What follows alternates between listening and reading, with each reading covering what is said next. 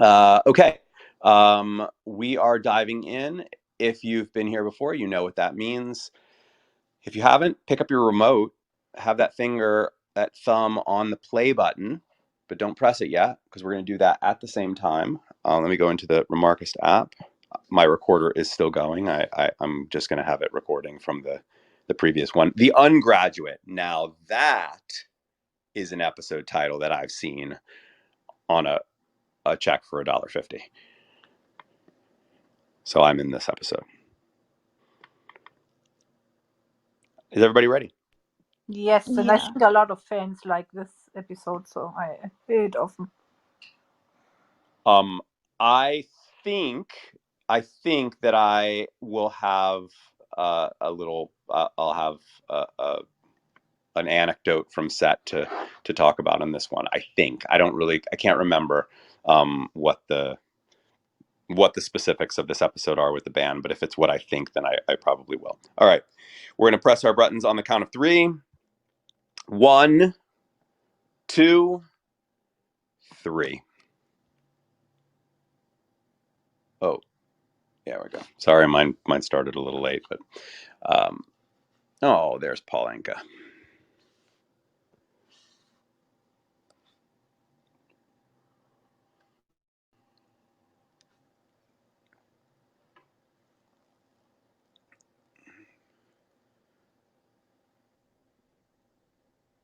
Wait, is she feeding the dog all that stuff? Oh.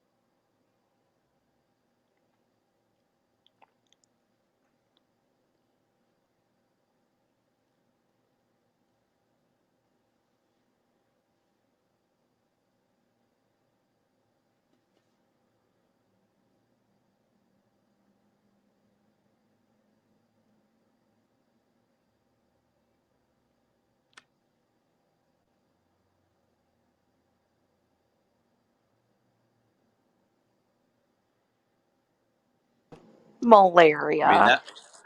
That dog really looks like the dog from Annie.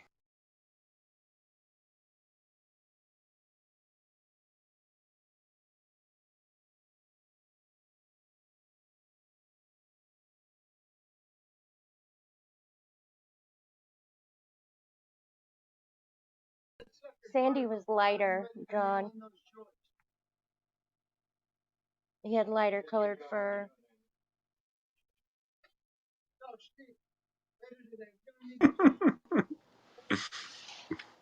Oh, Tom.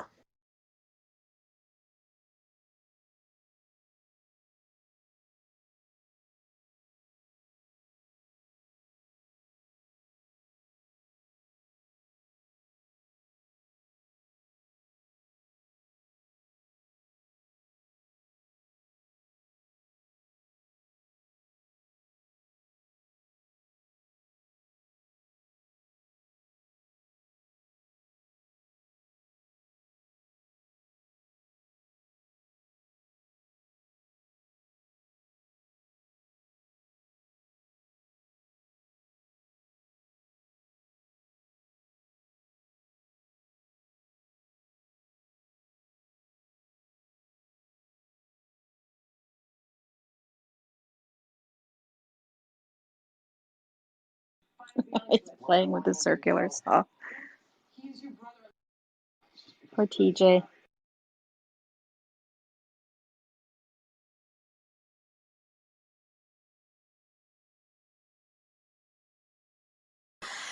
If Kirk gets so many jobs in Stars Hollow, TJ should get enough too.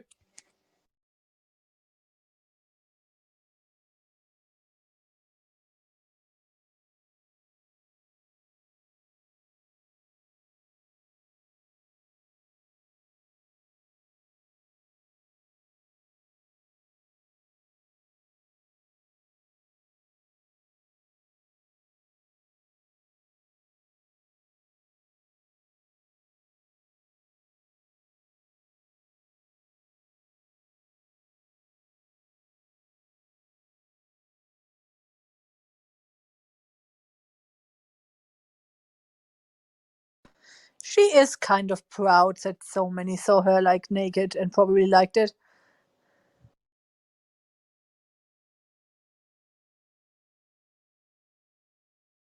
Smack this man.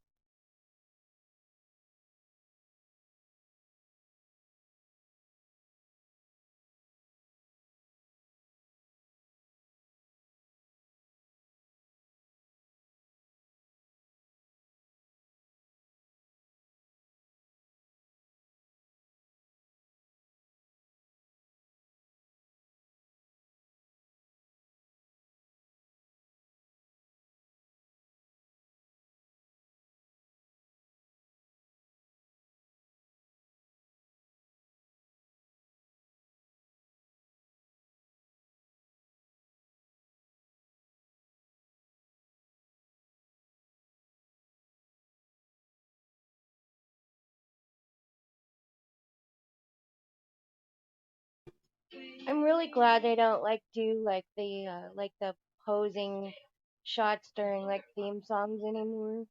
That they just show clips from like the shows because like it just drove me crazy when like people would just stop and stand there and just smile like kind of like the Full House kind of thing. Check out Emily's hair. I was just gonna say the hair is, I wouldn't say big so much as high. It's very Yeah, very high, high. higher than normal. It's tall, not wide.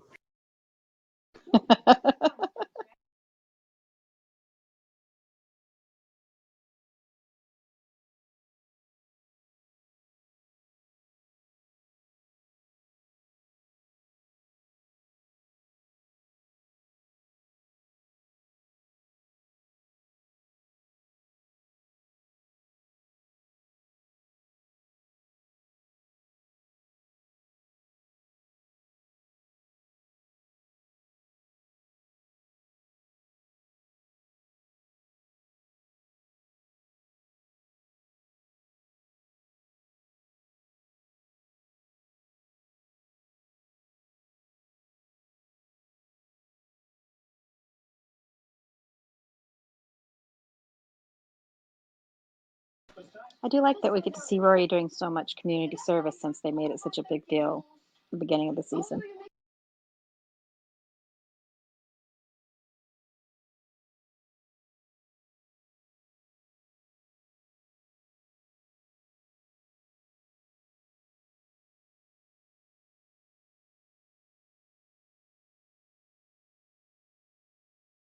Is that the girl that she had the fight with? Yeah. Mm-hmm. She's taking her Mm, internship skills to the community service area. It's kind of yeah, cool. it's weird. I think it's not fitting that all these people listen to like a young teenage girl.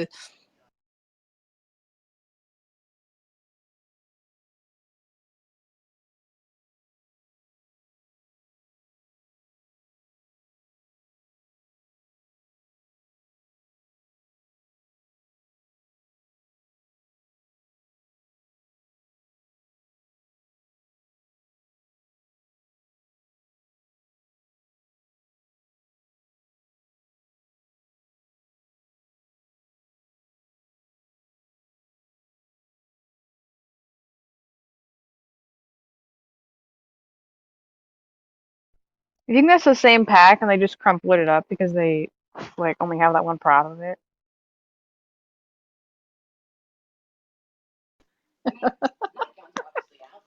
She's taking her up on she'll talk to her anytime thing.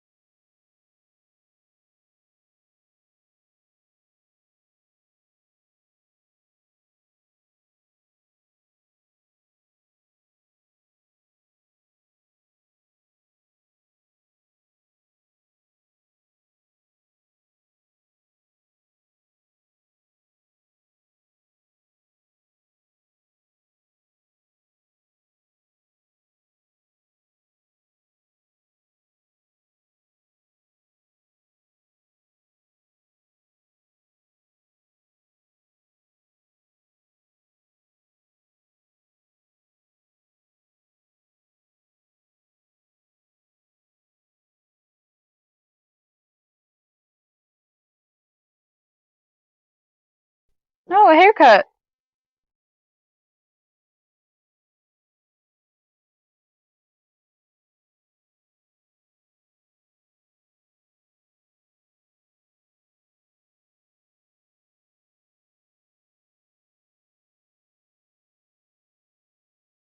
She's a lot like Taylor.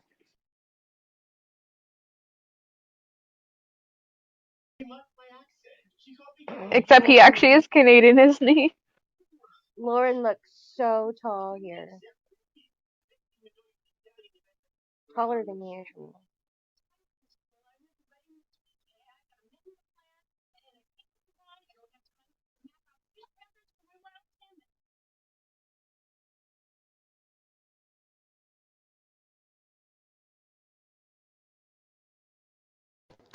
I really like the look on Lorelai.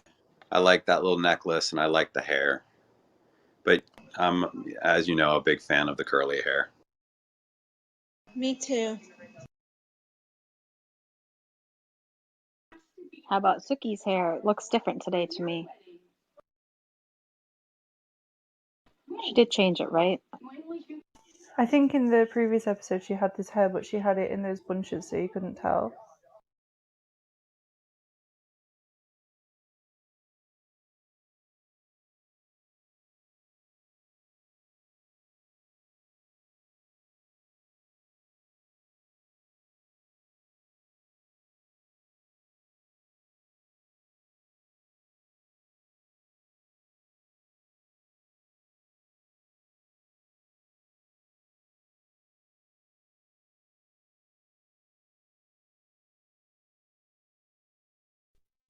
I've had the same purse for like more than that.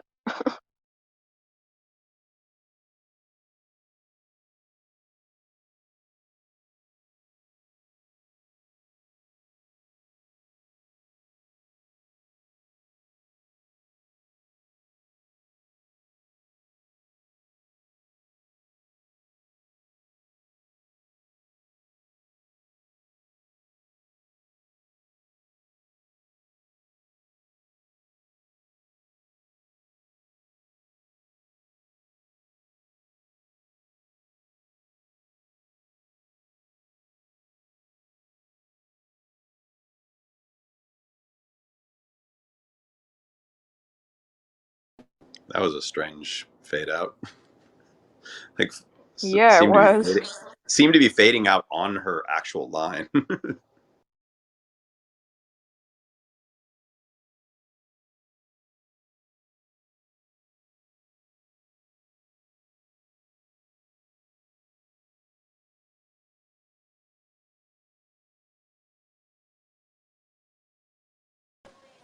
It's funny that she wants to be a journalist, but she's so good at just being an assistant.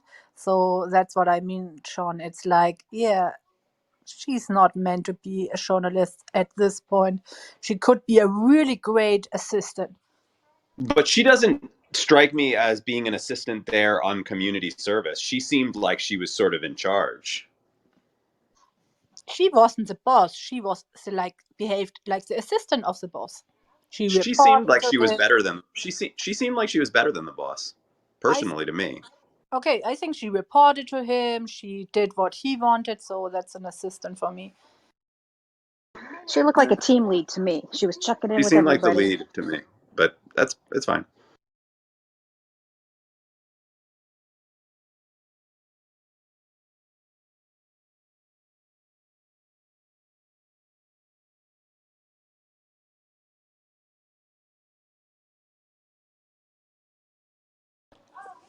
We need to talk about what an assistant means in Germany and the USA perhaps later, because I think it might be different.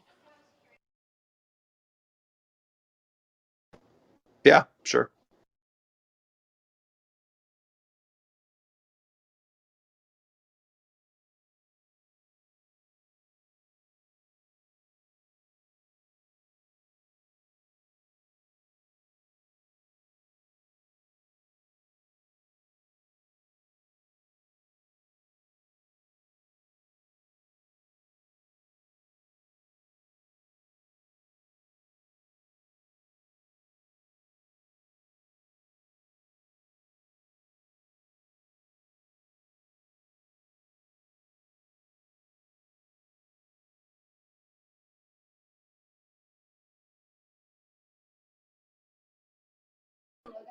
Sex boat.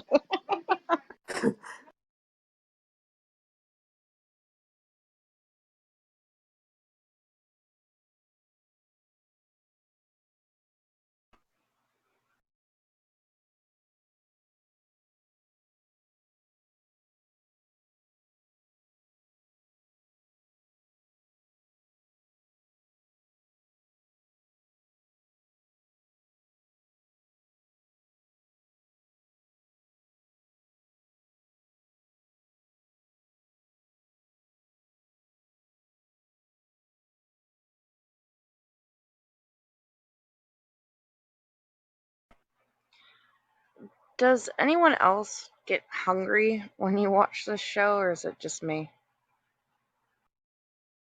I It think used it's to be on at everyone. your dinner time. I do. Yep, we love our snacks.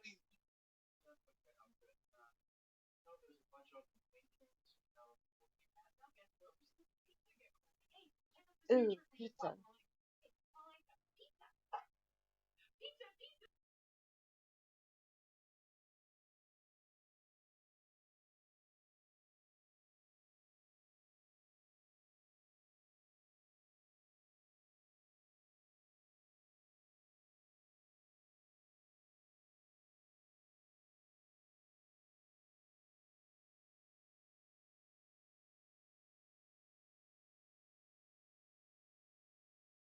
I love them.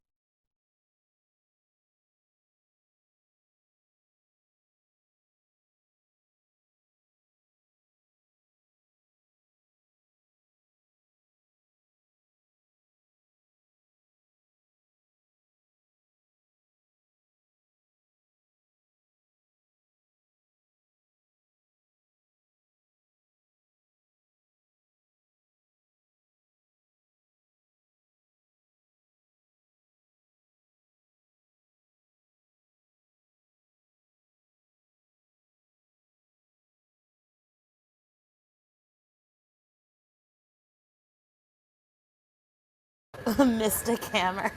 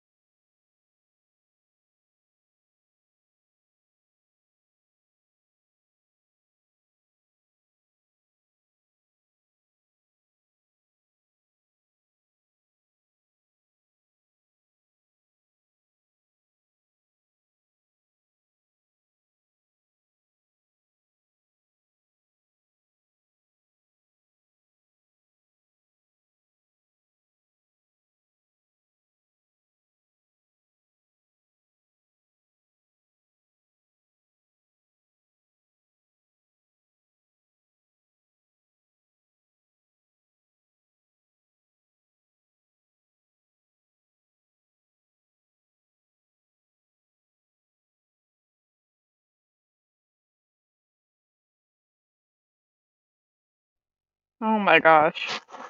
Hey! Look who it Oh is. yeah.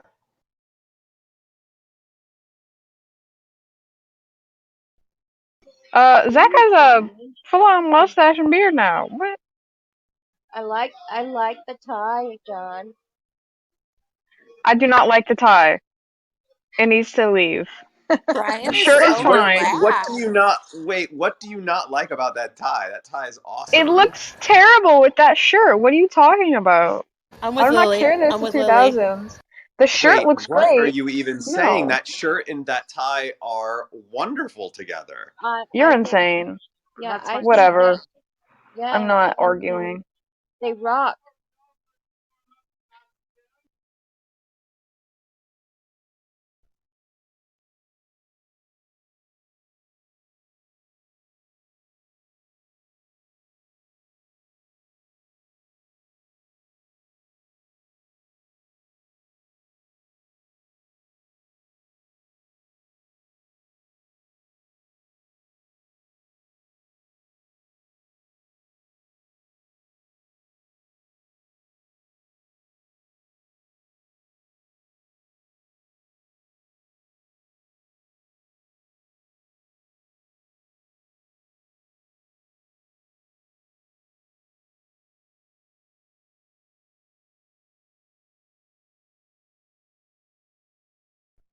Okay, maybe the tie isn't that bad, but like it just doesn't need to be there. In 2006, that was actually pretty stylish. I bet.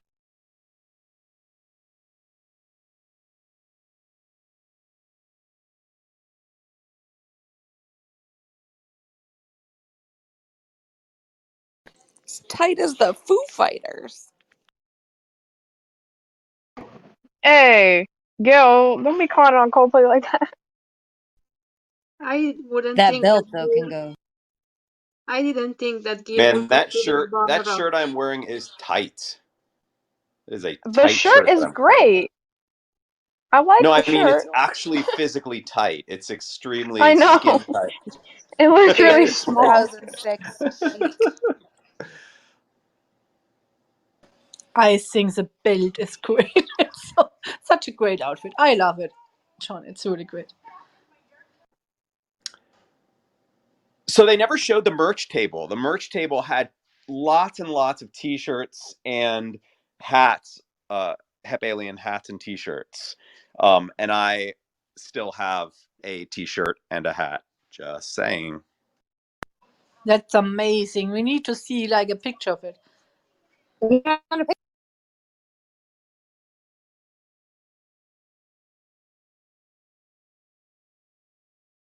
So I don't think that her hair was different. I think she's just always been keeping it in these little ponytails, and that other shot she just took it out of her little ponytails. I think it's like it used to be Not longer ponytails; those are now. pigtails, right? Yeah, but I think they used to be longer now. And there's like a shagginess to the cut. Like it's a tad bit different. But I think you have a point with the style. I think it just threw us off because we haven't seen her without pigtails for at least a few episodes. No, we have. Hold on. I'm gonna find a picture. I swear, her hair was And she's longer a not couple wearing a episodes ago. headscarf either. Sometimes she wears those scarves on her head. Yeah. I really like that s'mores wedding cake. Yeah, I'm gonna need that cake right now. Who's going to eat that cake, though? She just made that cake randomly from a dream.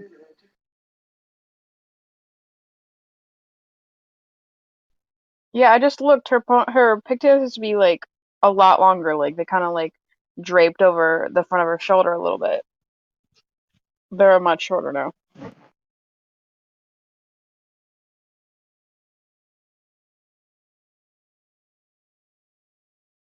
She's got to break up with Paris.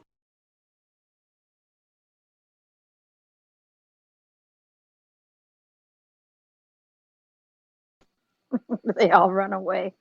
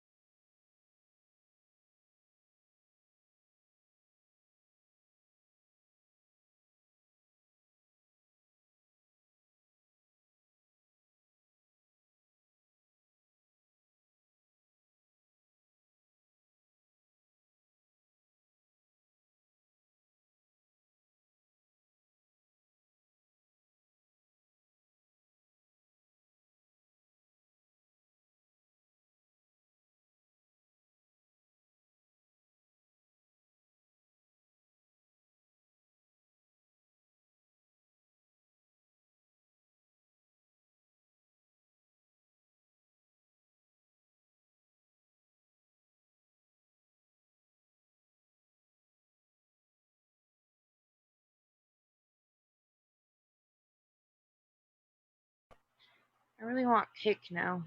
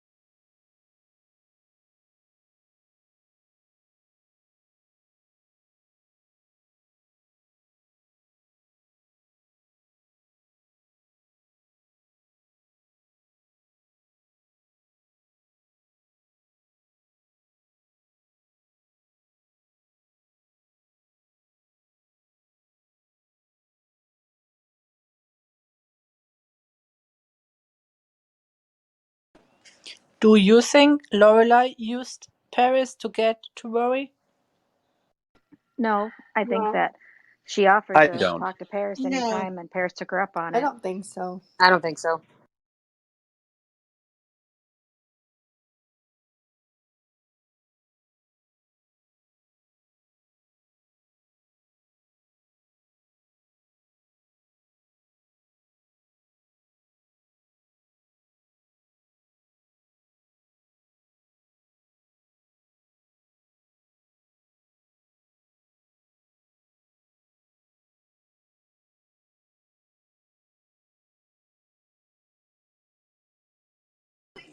This is such an awkward scene.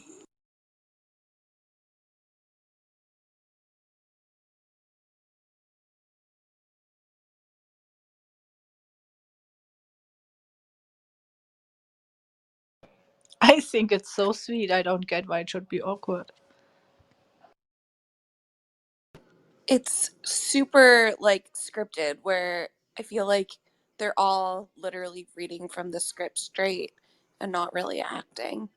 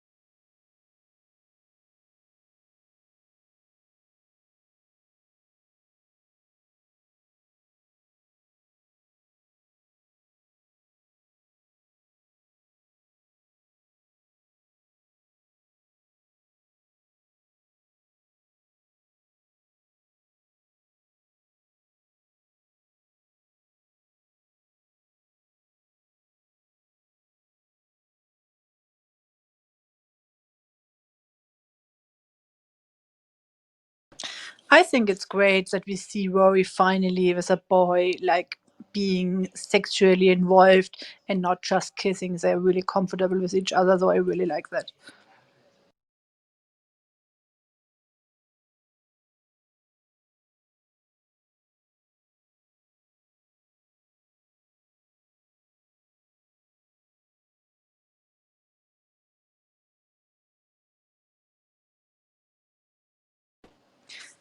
There are actually winners at the Gloucester Cheese Hill. I don't know how it's called, but it's a real thing, and there is one winner. Maybe he just meant it's supposed to be all about the fun. I read about it, and I think the one who gets the cheese is the winner, or the one who gets first. At least there's a winner. You need to read about it. Like, here's another example. He's fallen in love with a milkmaid in Holland. Just another example of the just sort of European tropes. We can talk about that later, John, about European cliches in Gilmore Girls.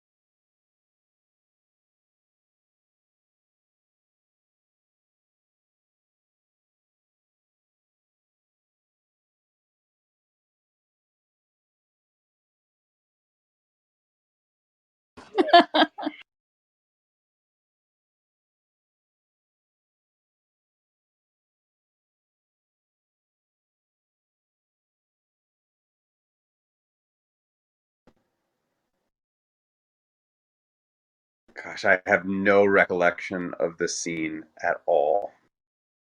You don't remember the symbol stay in the pancreas? No, don't remember He shooting blocks it it. out. Don't remember anything about this scene. Nothing. I never noticed Gil's t-shirt before. The musician looking for groupies. Love that This was t-shirt. shot on the set. This was shot on the lot. You can see a trailer behind there. And by the way, we're just being dragged. Like this whole van is sitting on a trailer bed, and we're just being dragged pulled along by a car or by a truck.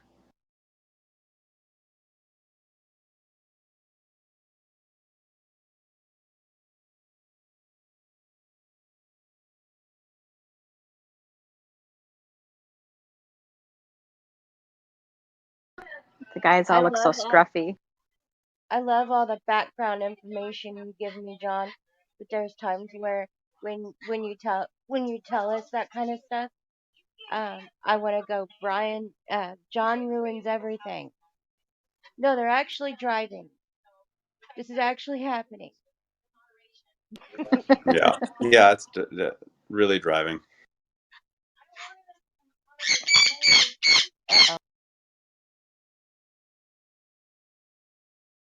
Apparently, the bird does not like the background information.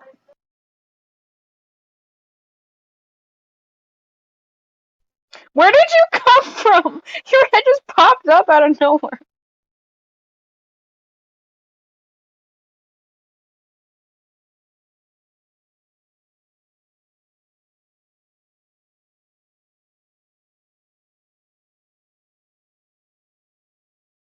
Lane pulling a Mrs. Kim.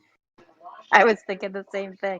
So like her mother in that regard, and not necessarily bad, just practical.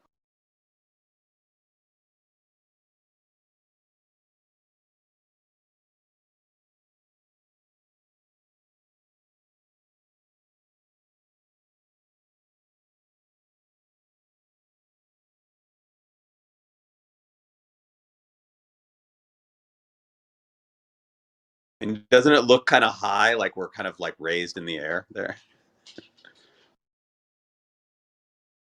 Flying home. Just a bit.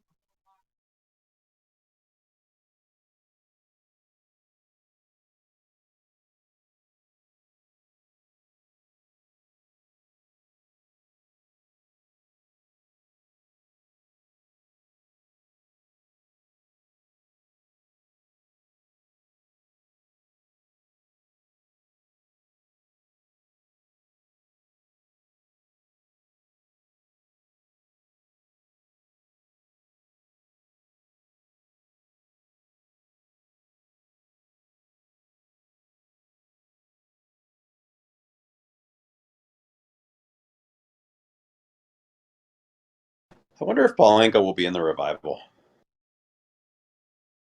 He'd be very old in the revival.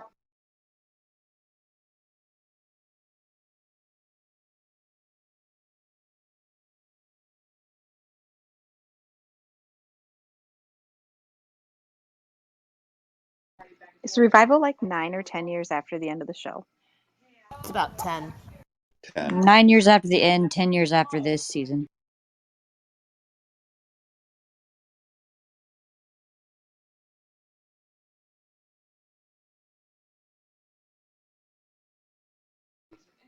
How old can those dogs get?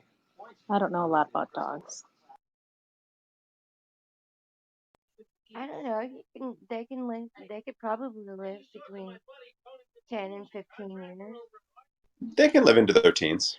Yeah. I don't know about that kind of dog, but I'm laying on a 16-year-old dog right now, so it can happen. My cat, who passed away like a couple months ago or so, like last year-ish, was like 20 something. So who knows? Yeah, I know cats can live a long time because I grew up with them. We had cats 18 to 21 years old growing up, but I don't know. I just don't know about dogs. I Yeah, know small dogs can live like cats, but I didn't know about bigger dogs. my uncle had a cat who lived like 22 years. I think most of us know the answer already, so let's talk about it later.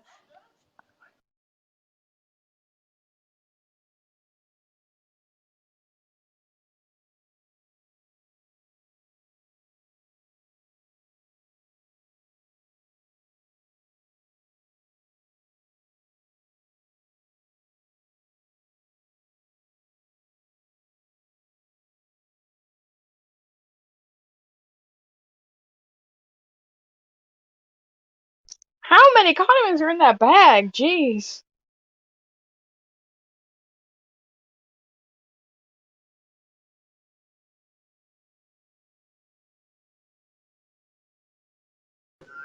As somebody that is severely lactose intolerant, I can't imagine being able to drink 4 milkshakes.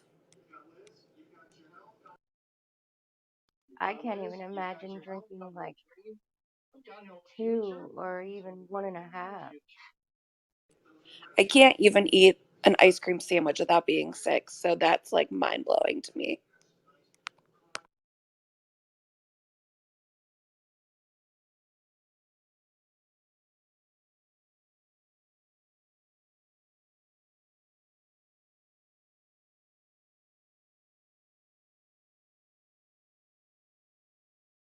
Well,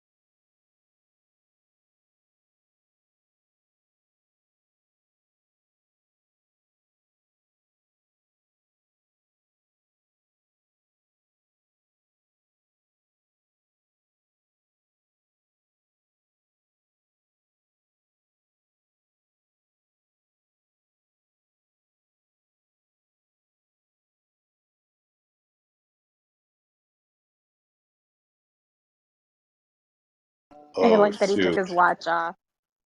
Oh no, he ate chocolate. Or poor Anka. Oh, oh no.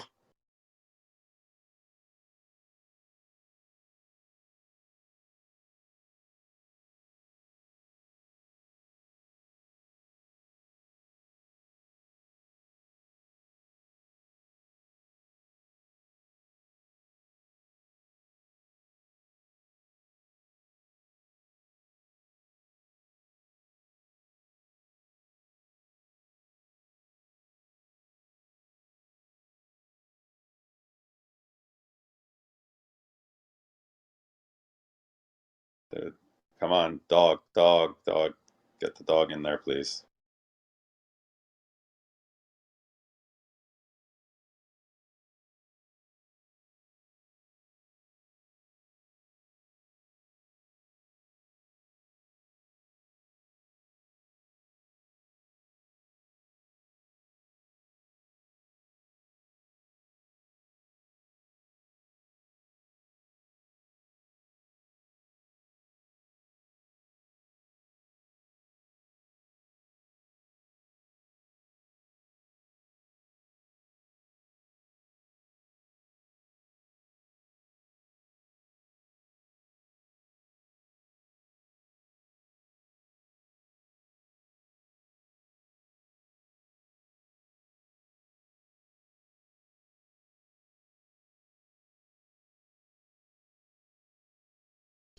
The first time I've noticed something with his pinky there. What's up with that? It's from the cheese rolling thing.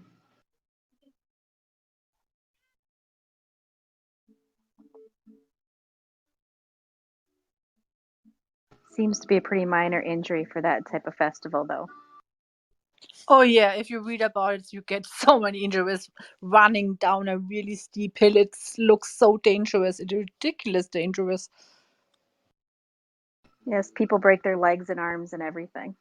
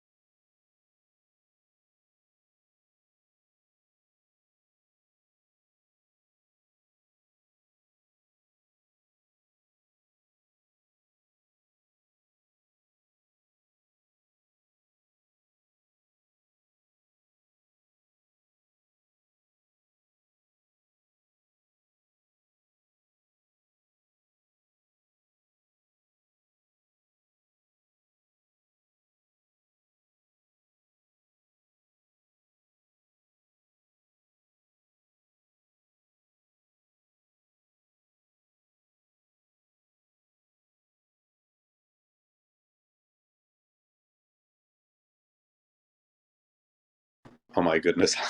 I don't think that I have loved Luke more than in that moment. Me too. Dogs are huge for me. Did you hear what she said? Yeah. I did. Yeah.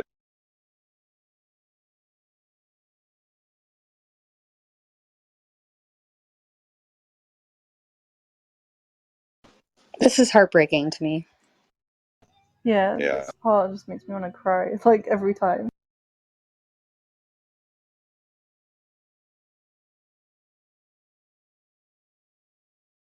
That girl has been in something, I swear. Yeah, I recognized her too just now. I don't know why not before though.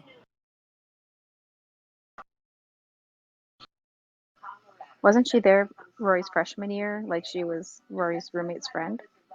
But she was in something like some other show, I think. She kind of looked like Gabrielle Union.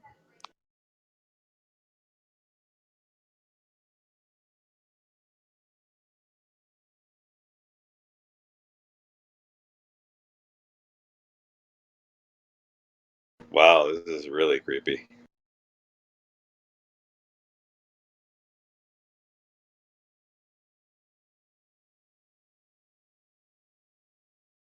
Wow. All right. Interesting stuff. Um, sorry. Kidding. All right. I'm going to open up the couch, let some other folks up here, and we are going to chat about both of the episodes that we saw. And the couch is open. Come on up. Oh boy.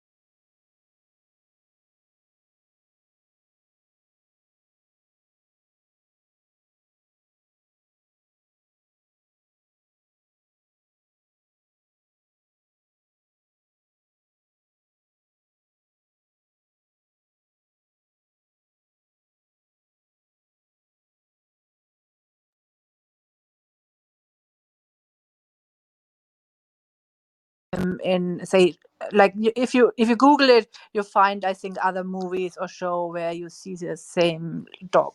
Yeah. So to answer your question, Mark, yes, there are agencies. There are. I mean, like dogs, animals that are on sets are trained, by people who train them specifically to be able to do this kind of work, and because of Wait, I that, did not hear any of that.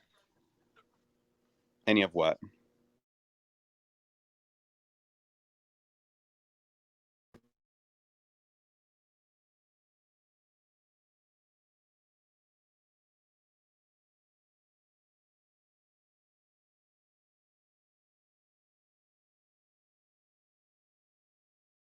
The Blondie song, "Hanging by the Telephone," and that's like my favorite song that Billion does. Oh yeah. Anyway, quickly, Mark. Yes, there are agencies. There are and there are all kinds of animals that will be hired from these types of agencies. That I mean, even down to like insects and stuff that are like brought in to do stuff. I mean, animal trainers that specifically deal with like film are pretty. It's pretty intense. Like it's a pretty rigorous thing, but yeah, I don't think Mark was asking me specifically if Paul Anka, Claudia, is in the revival. I don't even know if Paul Anka is in the revival. I'm just answering his question whether or not they would recast it, and the answer is sure, they would recast it. They might also not recast it. It just really all depends, but they certainly could recast it if they wanted to, as they do for humans. So, where do we want to talk? Where do we want to start? I think we should start at Rory coming to Luke's diner. Ooh. Oh yes, please. Yeah, I I love literally when heard Luke yells around 3 about people his go feelings. oof at that. yeah. That felt. I mentioned while we were watching the episode. That felt like those moments. I mean, obviously, I know they're not a couple, but it felt like one of those moments where like a couple who had a really bad breakup, like, are kind of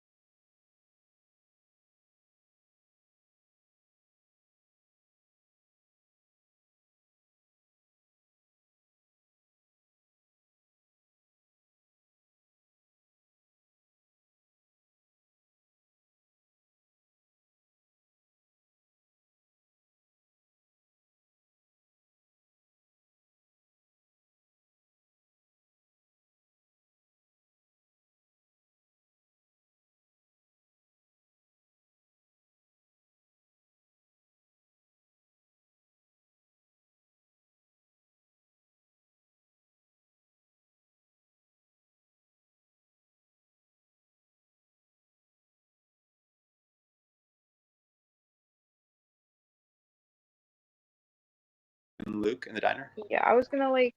I sort of felt like, as I sort of feel about Luke and Rory in general, that it was a lot like um well, I absolutely hear where you're coming from, so I'm very scatterbrained, but I absolutely hear like the sort of like the awkwardness and like the tension and like all that stuff that was between them felt really reminiscent of like a couple that like broke up or hasn't seen each other or stuff like that. But I sort of, like I said, how I see them, it was like a father daughter kind of thing, like a really awkward, like estranged father daughter relationship, and so Yeah, because I The also way Christopher I is saw it irrelevant I, was I don't to me. I don't necessarily even think when I say couple that I necessarily that necessarily has to be like a romantic Yeah, couple. It no, no, could no. be a I know. friend I a understand like friendship, your yeah. or it could be that. But mostly what I'm getting at is that it felt like he was sort of the proxy for Lorelai in that scene.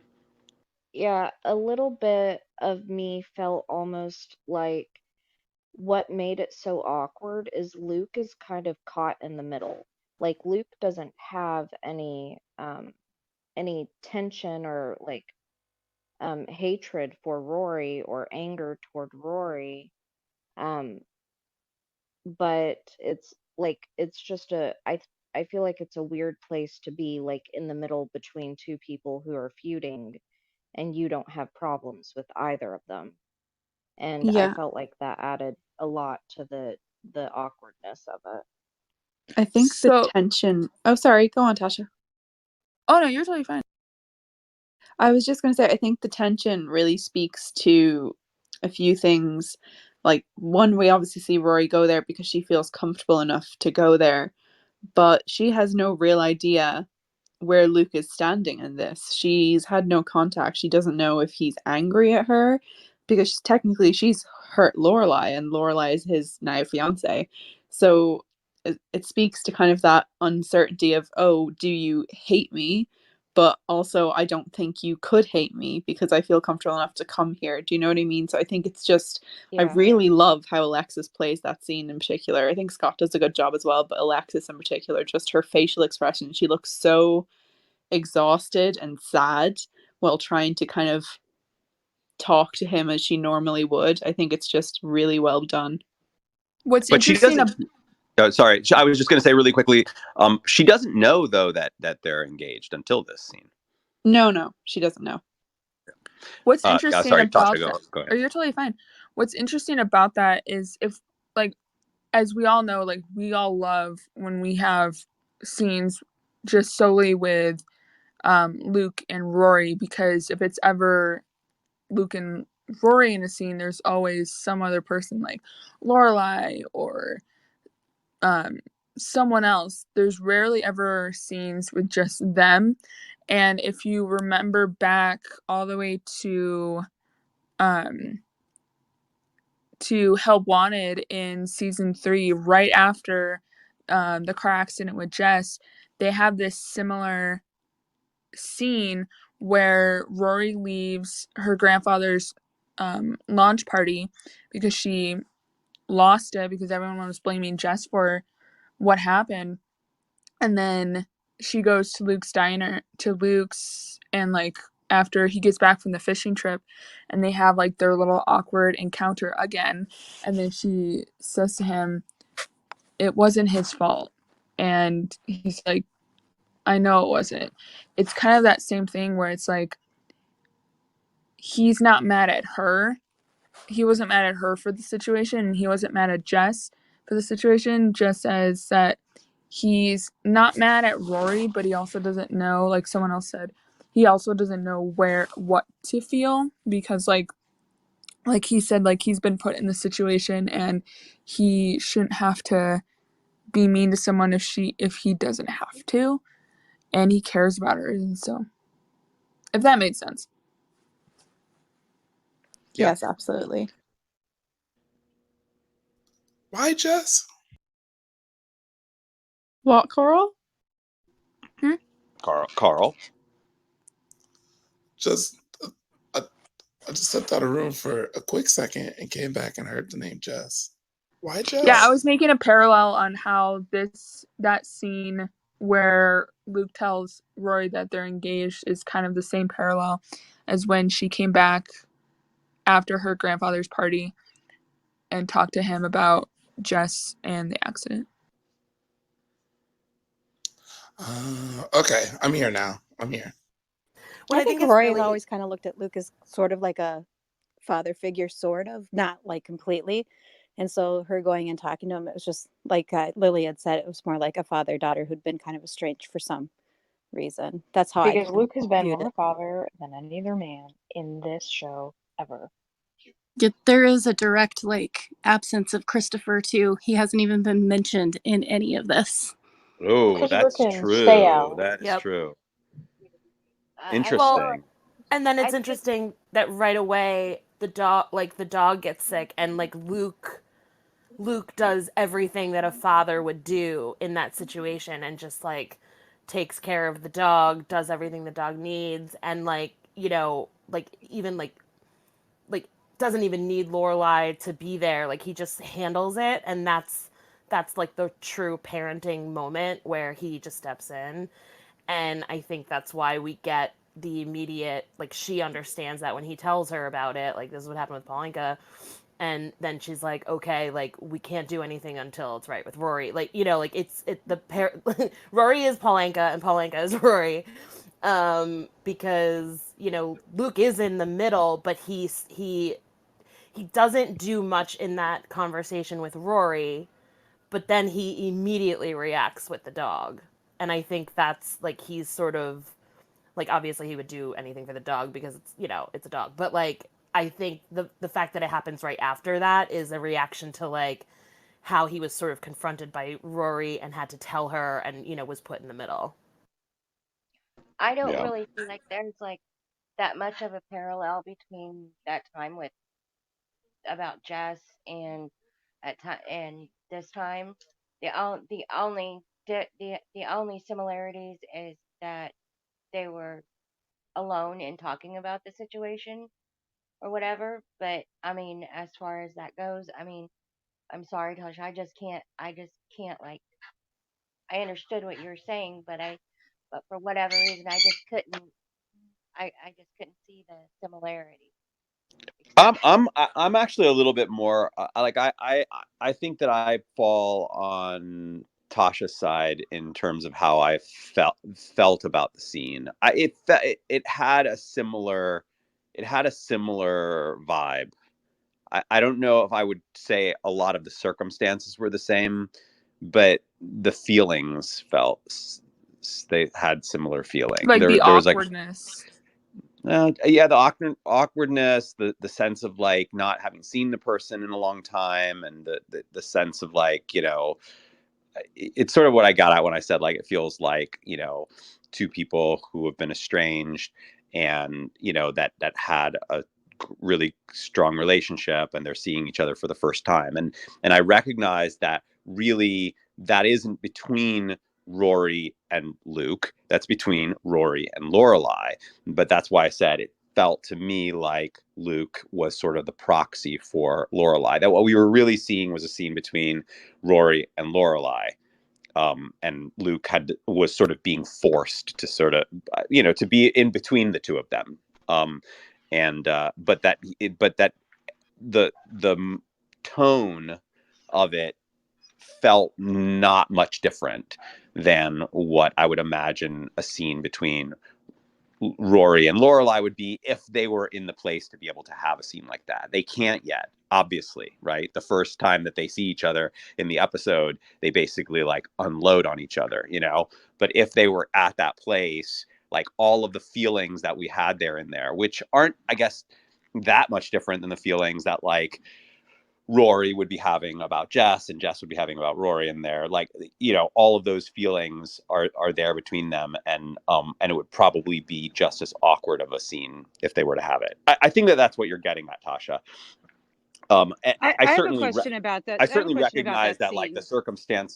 the circumstances are completely different. I get that, but just the mood, the tone of that like, you know, two people coming together that have been estranged. Oh yeah, um definitely. you know, it just sort of, to me, it had the same mood. Sorry, Andrea, go on.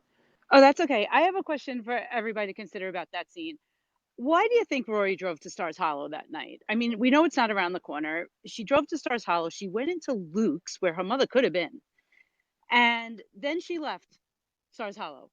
Do you think she maybe intended to try to see Lorelai, and when she heard the news from Luke, it just stunned her, and then she turned around and left? But what do you think she was thinking? Like, why did she go to Stars Hollow that night?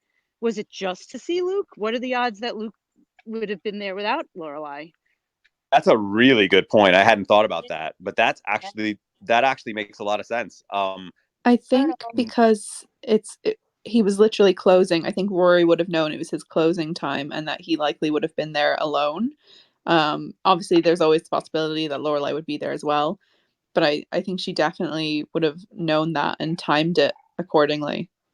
But I mean, she would have known. She would have known that the possibility was there, that Lorelai could have been with him, and that's just that small variable would have played into her mind to make such a drive to Stars Hollow. Just, you know, so I mean, just sort of playing the devil's advocate on that, like she had to have at least in her mind, before she got into her car and made that drive, she had to in her mind have thought, I could get there to Luke Steiner, and even if my timing is right and it's right when he's closing, that he could be closing and Lorelai could be standing right there next to him. And she chose to Harvest, do it anyway. everybody. Do you It's think? like one of those things that maybe the whole trajectory, it's one of those like moments, every show has those moments where if one little thing was different, it would have gone a different way. And always feel like that's one of those moments. Like if Luke hadn't mentioned the engagement, or if Lorelai had been there, maybe she came to try to actually talk to Lorelai. Maybe she was feeling weird and was ready to talk to her. And then that just totally sealed the deal. Like, wait a minute, she got engaged. She didn't tell me. I'm leaving it right there and just, going back to the side of the road, picking up garbage. Well, also Yeah. her crossroad right now is the DAR or Stars Hollow. Like that, like crossing over into the DAR is like it's a solidifying move because Yeah. that's the thing that she, Oh, yeah. Lorelai pulled her from. So like that is her like, do I sign the paperwork or not? And I feel like her going to Stars Hollow was a moment of like, do I belong in that world or do I belong in this world? And, Luke telling her that they're engaged and she was never told, like, that's the moment where she's like, oh, I'm out. Like, that I'm not in it. Yep. So, I I think that's agree separating. 100%. Yep. Oh, wow. Oof. Yeah. Oof. I love that. Thank you, That Andrew, is for bringing up this topic or this line of thought. that is pretty intense. I mean, that like not to skip ahead, although I am going to skip ahead for just a second. But that moment at the very end of episode 3, with Rory at the DAR, was one of the most like like that was when that's like one of these moments where the show gets real serious. Yep. It doesn't feel like quirky Stars Hollow, like feels like a straight drama. um that was intense That for fade that from reason, for what. her standing at Yale directly in a brilliant choice. Yeah, I mean, that I think It's like it speaks to goes back to the exactly. third episode of the whole. I was saying it goes back to the third episode of the whole series, because in my mind, I find that is a very, very important episode. And now that we've gotten this far, you can kind of see why it's so important. Rory goes to the golf club and goes golfing with her grandfather. And it's the introduction into that world. And obviously the whole drama of Lorelai resisting the whole thing of like, no, you don't want that world. And Rory really liking it. And from there to here, there's the arc right there. Yeah, it really, I mean, it's interesting because it's moments like this and episodes like this that put that whole series theme into perspective. It's easy to like kind of get lulled by the quirk of Stars Hollow and forget that like that largely that's what the story is about. It is about this, about whether Rory belongs in one world or the other, and uh that's just really intense. I mean, cool in the sense that it just is making for just a great story, but sad, because we're watching these two characters who are supposed to be the model for this very special kind of mother-daughter relationship that is like unbreakable, fall apart. And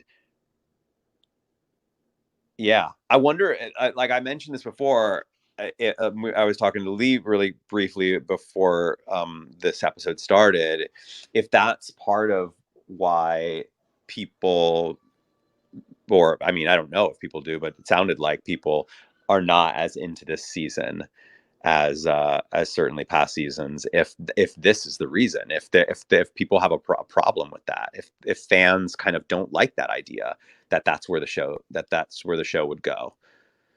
Yeah, I This is my think favorite storyline. I love this storyline. yeah, I can definitely look at this. I think John, you were saying, I think it was when we actually watched the season 5 finale, that you kind of at this point in the story you need an arc such as this. You need tension to, even though it is quite a quirky show, you Yeah. need the tension, but like it's heartbreaking to watch. I don't think there's one of these episodes that I watched and it's very hard, even in the moments of lightheartedness, they throw in one or two.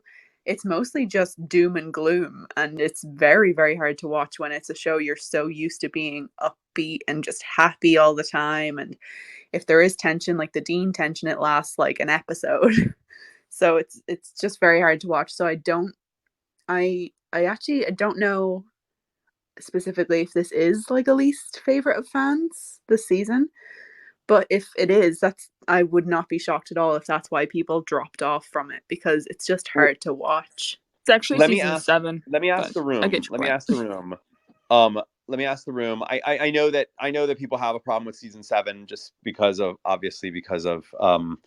the circumstances of the writers departing the series, and I'm guessing that changed the tone of the writing. But let's just talk about these past 6 seasons. Of these past 6 seasons, who in this room, show of mics, who in this room considers this their least favorite of the 6 seasons?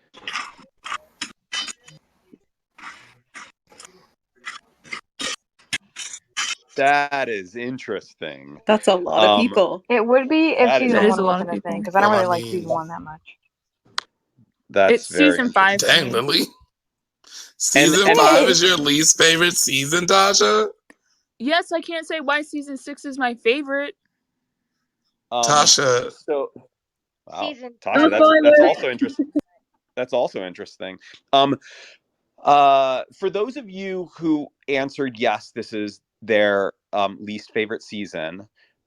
We're only 3 episodes in, so obviously there could be lots of stuff coming that could influence why this is your least favorite season, and I don't want to be spoiled by that. But I just want to ask one question. Is it because of the Lorelai Rory relationship? Show of hands of those who said they didn't like this season. Is that the reason? With your mics. Can All we right. flash half and half? Can we say half and half? Oh, wow, Well, because I think that's that like I think it's actually enough why I for me to like season 6. it's enough for me to see that it's enough for me to see at the very least, even if there are other things that come, that this is an influence on the people who don't like this season, that there is something about not about these characters not being together that is not comfortable to watch or not enjoyable or whatever the case may be. There may be, I'm not maybe, it sounds like there absolutely is something else or more things that are going to come this season that also add to why people don't really like this season. I'm eager to see what they are, but I'm going to say it. This kind of stuff is the kind of narrative I like. So I'm in it. It's a strong narrative. Wait, so Yeah, I'm in it. I like this kind of tension. I like this kind of conflict, and only because it means that I have something to root for. Like I want them to come back together. The longer they draw that out, the more they're gonna have me. The more the more I'm gonna be like completely hooked, like We love the wanting to pain. go into it. Yeah, I mean we do that. We love the pain of storytelling. The it's pain of okay, John. storytelling. I know you like a fight. I like a fight too. It's a good time. Wait, so before we continue on, I just have to ask. So, Tasha, taking off personal favoritism, like personal favorite feelings, can we at least agree that season 5, critically and writing wise, is the best season? I have to say no. Wow! Oh my God. Okay. All right. I have to say But season 2 and everybody's 3. gonna I'm have their own sorry. opinion. 2 and 3. That's okay. All right.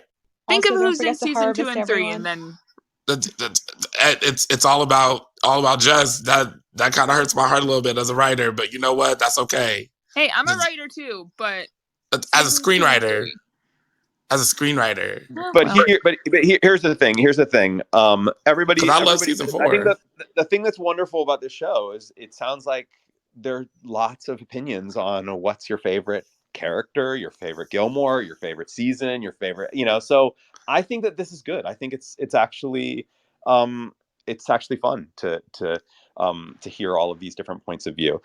That's why You we know what, come. Jonathan? Um, That's for you. That's for you. My heart is broken. I'm in shock. I'm having a Lorelai Gilmore moment right now. I need to go. So let's do a pivot here and talk about Rory and the shift that happens between episode 2 and episode 3 and how she embraces this whole community service thing, how she seems to be finding a groove, whether or not this is another example of Rory in denial. Like, we've seen Rory in denial before where she's just like absolutely totally loving this new thing that she's doing, but then we find out that she actually doesn't, and she has just been sort of putting up that facade. How much of that is what's happening here? Personally, I don't think much of that is happening here, but we could also use that to talk a little bit about whether or not her behavior exhibits more of what Claudia would call an assistant, or whether she's taking the kind of initiative that a leader would have. What does and what does that mean? What is a good leader? Does a good leader just sit back, do nothing, and have their assistants do absolutely all of the incredible, amazing work? It's starting to get me to wonder, like, what does Mitchum think is a good person who has it? I Yeah, think before I that was going to Do ask you see how Claudia, she because you moves on the mentioned during field? the episode that you think that assistants in Germany and assistants in, excuse me, in the US could be different. Could you explain on that? I just remembered that you mentioned that. yeah, that's what I wanted to say before everyone started to talk. Oh, perfect. That's perfect. Thank you. I wasn't sure if it's like a big difference. I worked in a big hospital and we had, of course, this big boss, and he had an assistant. And every time we needed something or we needed like to organize something, we always only talked with the assistant. So the assistant was probably more important to all of us than the boss himself, because he had so much other stuff to do than deal with us. So I thought, like, Rory behaving, she's organizing things, she's organizing all the other people doing community service. It felt to me like being an assistant. It's not a bad job. It's a really important job for me to be an assistant.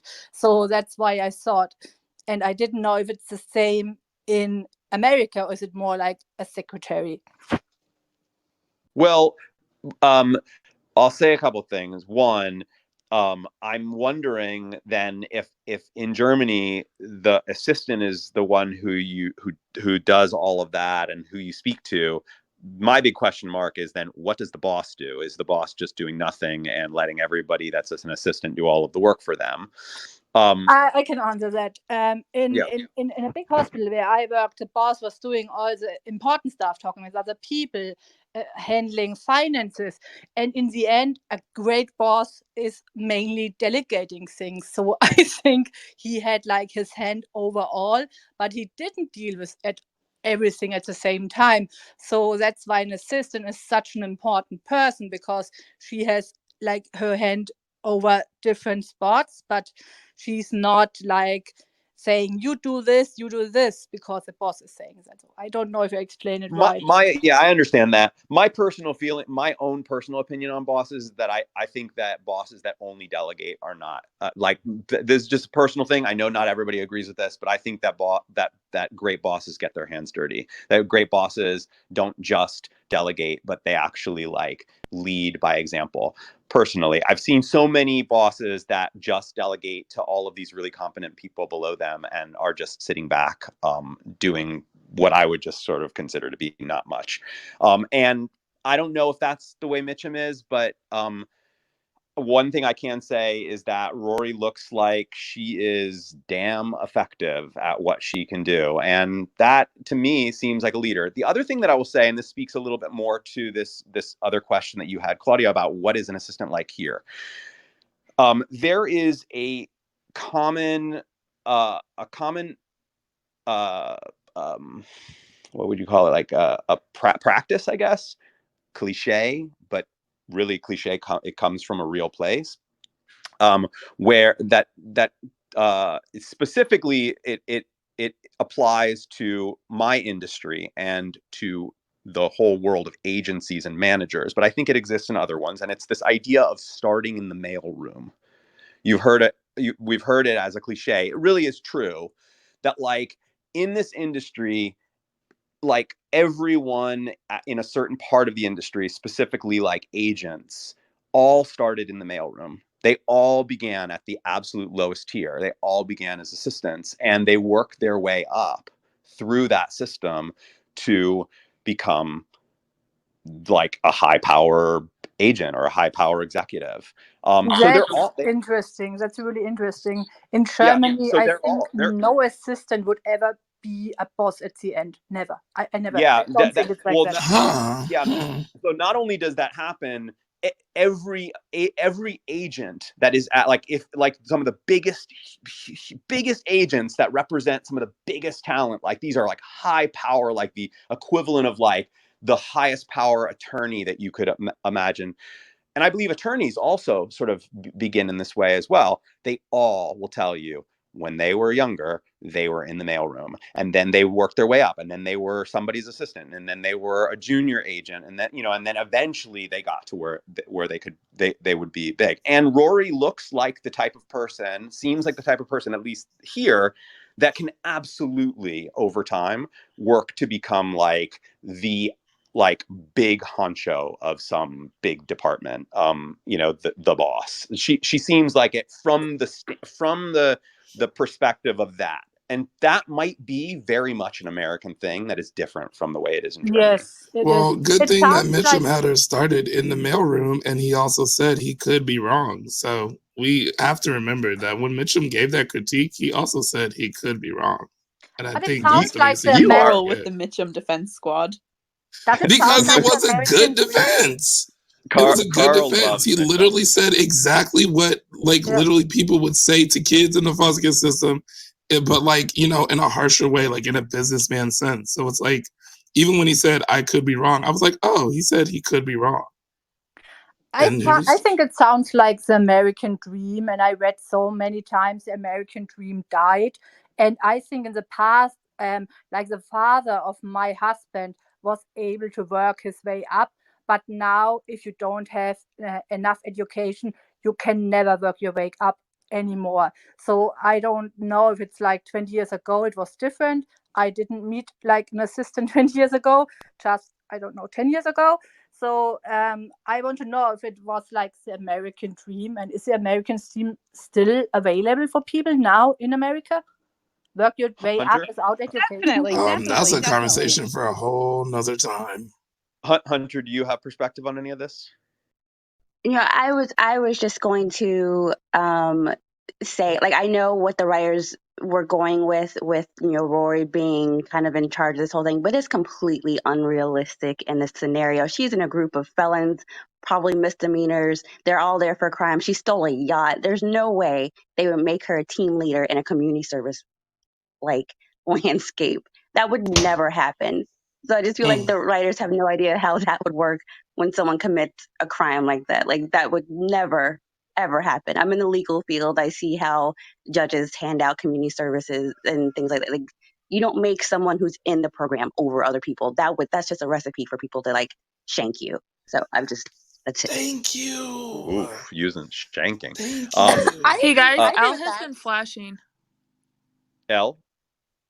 Yeah, I was gonna say that it was sort of similar to what Hunter did because it's just it's kind of frustrating watching like Rory sort of flourish in this setting when she couldn't do it as like an intern with Mitchum, but all of a sudden she's taking over in this community service landscape. And like Hunter said, like that just wouldn't happen because like she's there as a punishment. This isn't a reward. She's not, getting compensation for it. She has to do this within a certain time frame or she could get arrested. Like the judge could issue a warrant for her arrest if she doesn't complete her community service hours. So it's just so crazy that all of a sudden, Yeah. like within like one time, she's all of a sudden like leading everybody and even like telling like the supervisor like, yeah, the kids are tired, let's wrap it up, and he's like, okay, do it, and then she does. It's just See, and Yeah. that's the thing though, Elle. That's the thing. You just said that she did it on the field, that she couldn't do it at the Gazette. But technically, she did do that stuff at the Gazette. She went around, she talked to the people, she gave them what they want, Well, then you she have to met their needs, remember and then that she it's like reported back TV. to the boss. She reported back to Mitchum. So then she did the same thing on the field with the field supervisor. She reported back to him like an assistant.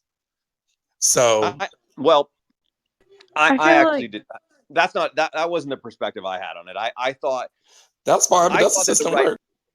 I thought that the writers were deliberately trying to make a contrast between the way that she was behaving before and the way that she's behaving now. Like I think that the writers were specifically trying to say, look, Rory does have leadership skills in her. So my question to both Elle and Hunter, is the problem that you have mostly with how they did that? Or do you have a problem with the idea that she couldn't do it? Like, why couldn't she do it there and suddenly she can do it in another place?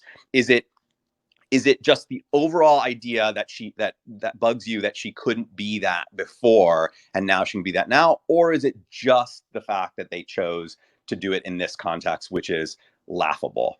Um, and before you answer that, I will also remind you this show has a lot of stuff in it that is absolutely ridiculous, would never happen in a billion years.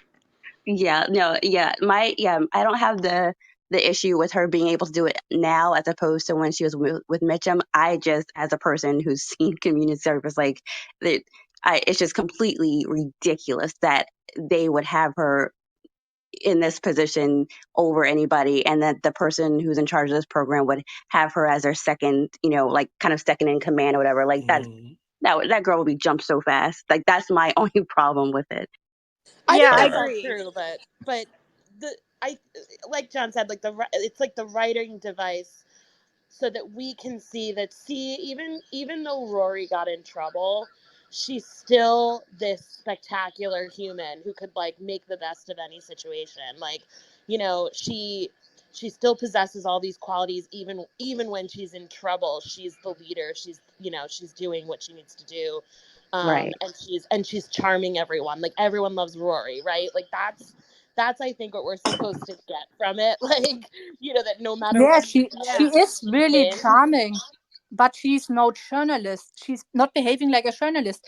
A journalist Oh, should like fight to get articles, to get it shown in job applications later, and she's doing nothing of it. She doesn't ask someone, can I write an article, or help write an article. She does nothing there. And my brother had a lot of these things. And you need to write articles. You don't need to organize other people's stuff. Nobody cares for that if you search for a job later. It doesn't make sense. So I see her as a really great person and a really great assistant, but not a great journalist. And that's sad because she wanted it. I think she has great leadership qualities. I mean, she's literally the daughter of Lorelai Gilmore, who was a hotel manager. Mm-hmm. Like, she has wonderful leadership qualities. But that wasn't what Mitchell was talking about with "Do You Got It?" He was talking about the journalism thing. Like, Claudia just mentioned that. And he looked to her in the middle of the meeting and was like, "Hey, girl, you want to chime in?" And she didn't chime in. So it's like all the things were there to let us know why he said, "You don't got it." If you rewatch the show enough times, you're going to be like, "Oh, okay, I get it." It's not that hard. A plus B equals C. And C is Squirrel, Rory put didn't the have it at claws that away. time. But I'm but not I know. trying but to have no I The think claws. whole I'm but just here's problem. saying something. that it is what it is. Like, that's the But fact. That's what the writer I'm showed gonna us. wait. But I'm That's gonna throw subtext. something else at you. Okay. So Uh-oh. Mitchum himself was supposedly, based on what the research that Rory brought up, was apparently a pretty good reporter in his day. That was what I got from it, right? That he himself used to be a reporter. Is that wrong? Yes, he was a reporter as far as you Yeah, know. but he's not anymore. Like, now he's a boss. I don't get any Yeah, sense but that guy does any. he did a lot of stuff, and Rory is just being at Yale, just going I traveling know. alone. It Let me doesn't make let me yeah. I know. Let me complete the thought. The point I'm trying to. Now he's a boss, which means that he can be two different things in his life. right? Like, he was a very good reporter at one time, and now he's a leader of a big media conglomerate. So the idea that somebody can have leadership skills but not be a good reporter, I just don't think that really, that to me, that doesn't really seem that doesn't seem to give the person enough credit that they can be two different things, or that the idea of leadership, the way that Rory behaves, couldn't potentially have value in the field of reporting once she sort of Oh, finds her groove in that way. right. But Yeah, the okay, at the mailroom same time analogy though, is spot like on. but she didn't like, she's not, she's still not behaving like a journalist here though. Like, she's having a leadership role and she's kind of, saying, oh, they need a break and we need more bags, whatever. But she's not like, hey, how did you end up here? Can I ask you Totally. what your circumstances are? I, Oh, and I Elle Mm-hmm. didn't get agree. to, Elle I didn't get agree to she's finish not, but too. I agree she's not, but I would also say that Mitchum himself is not acting like a journalist anymore in the role that he's doing, but he once was one. So by that logic, I could say she's not behaving like a journalist here. She's behaving a little bit more like a team leader. But by that logic, one day she may very well be acting like a journalist and maybe bringing many of the skills that she developed here into that, making that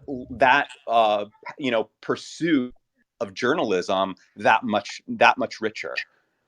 She's in her mailroom phase. She's in the mailroom phase. She's getting the lay of the land. She knows how it all works. Like everything she's doing is like understanding the mechanics of a newsroom. Like in that scene, she's understanding all the mechanics. Like this person needs this, that person needs that. That is not, you can't just be a journalist. Like you need to understand that stuff. Because if you're just coming in gung ho and you just start doing what you're doing, like you're not going to be at a newspaper. Like you need to understand how a newspaper works. And so I think the mailroom thing is the perfect analogy because nobody in that kind of industry gets anywhere without doing that stuff first. Like you have to learn how it all works and who needs what and where things go. And she doesn't just learn it but masters it and becomes the person. And the next step for her would have been, okay, we're going to put you on an assignment. Like, absolutely it would have been because she knows how the inner workings work. Also, Yeah. I would say that there I are just different. realized. Go ahead. I was just going to say there are also a lot. There are different trajectories for masters. There are some people who don't take that path. They don't take the slow learning, figuring out, understanding the landscape, and becoming a master later in life. They are the opposite. They're kind of these sort of prodigies at the in their 20s. And I don't think that there's anything wrong with like they're both two different forms of it. It's very possible that there are journalists out there who from the get-go they hit the ground running and were a journalist. And there are, I'm sure, many journalists who are absolute masters of journalism later in their life, and they got there slowly by sort of piecing all of these things together. So to sort of define what is it, what makes the person somebody who will be important to the field of journalism, by defining it in one way, I don't think that gives credit to a specific type of person, not just in journalism, just a type of person in general. I just think that there are people who they find their mastery much later in life. Here. Has Yeah, anyone exactly. mentioned the fact that she never actually applied for an internship and got this internship? She got it as a relationship, as a benefit to her relationship. She got Privilege. the internship and the job to be able to be, yes, privileged, but the whole function was for her to be around the industry, not for her to be a journalist at this point.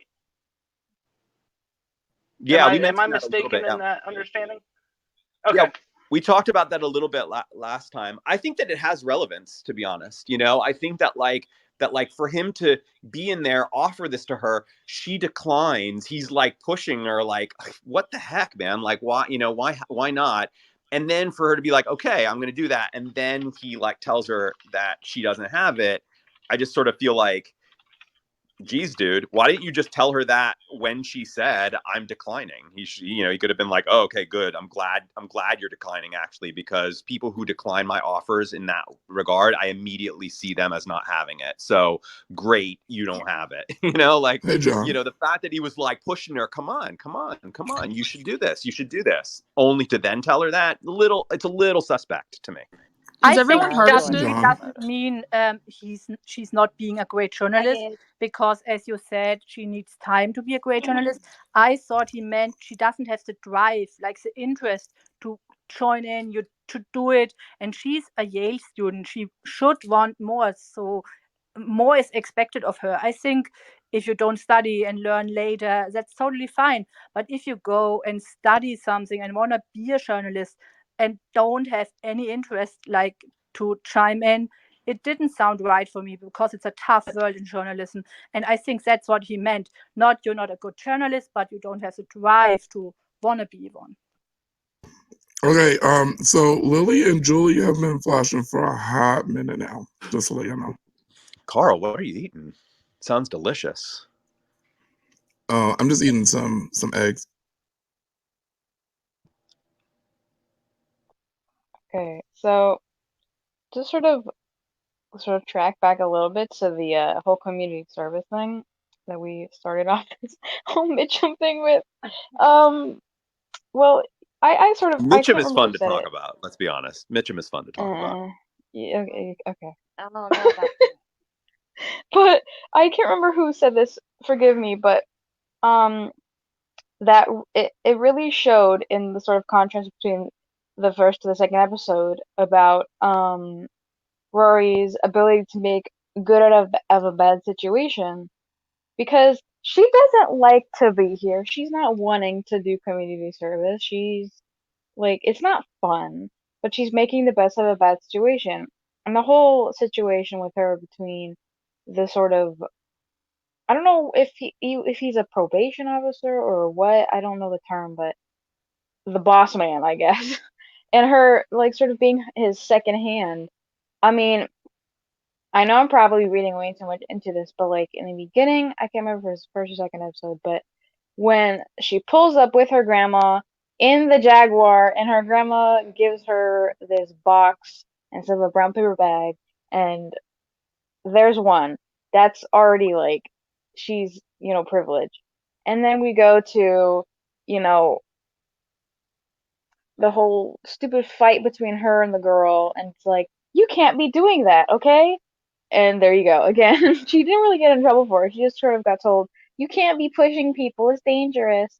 And then we go to, hey, I am now the right hand man, even though I just got like essentially a citation for like physically putting my hands on somebody. I am now sort of the second boss of everybody in this place. Yeah. It's just like, it's a lot of privilege going on. Whether that was the oh my gosh, the intention of the writers, that is like what it is really reading, because you would not be in the community service, even if you hadn't done anything, be doing that.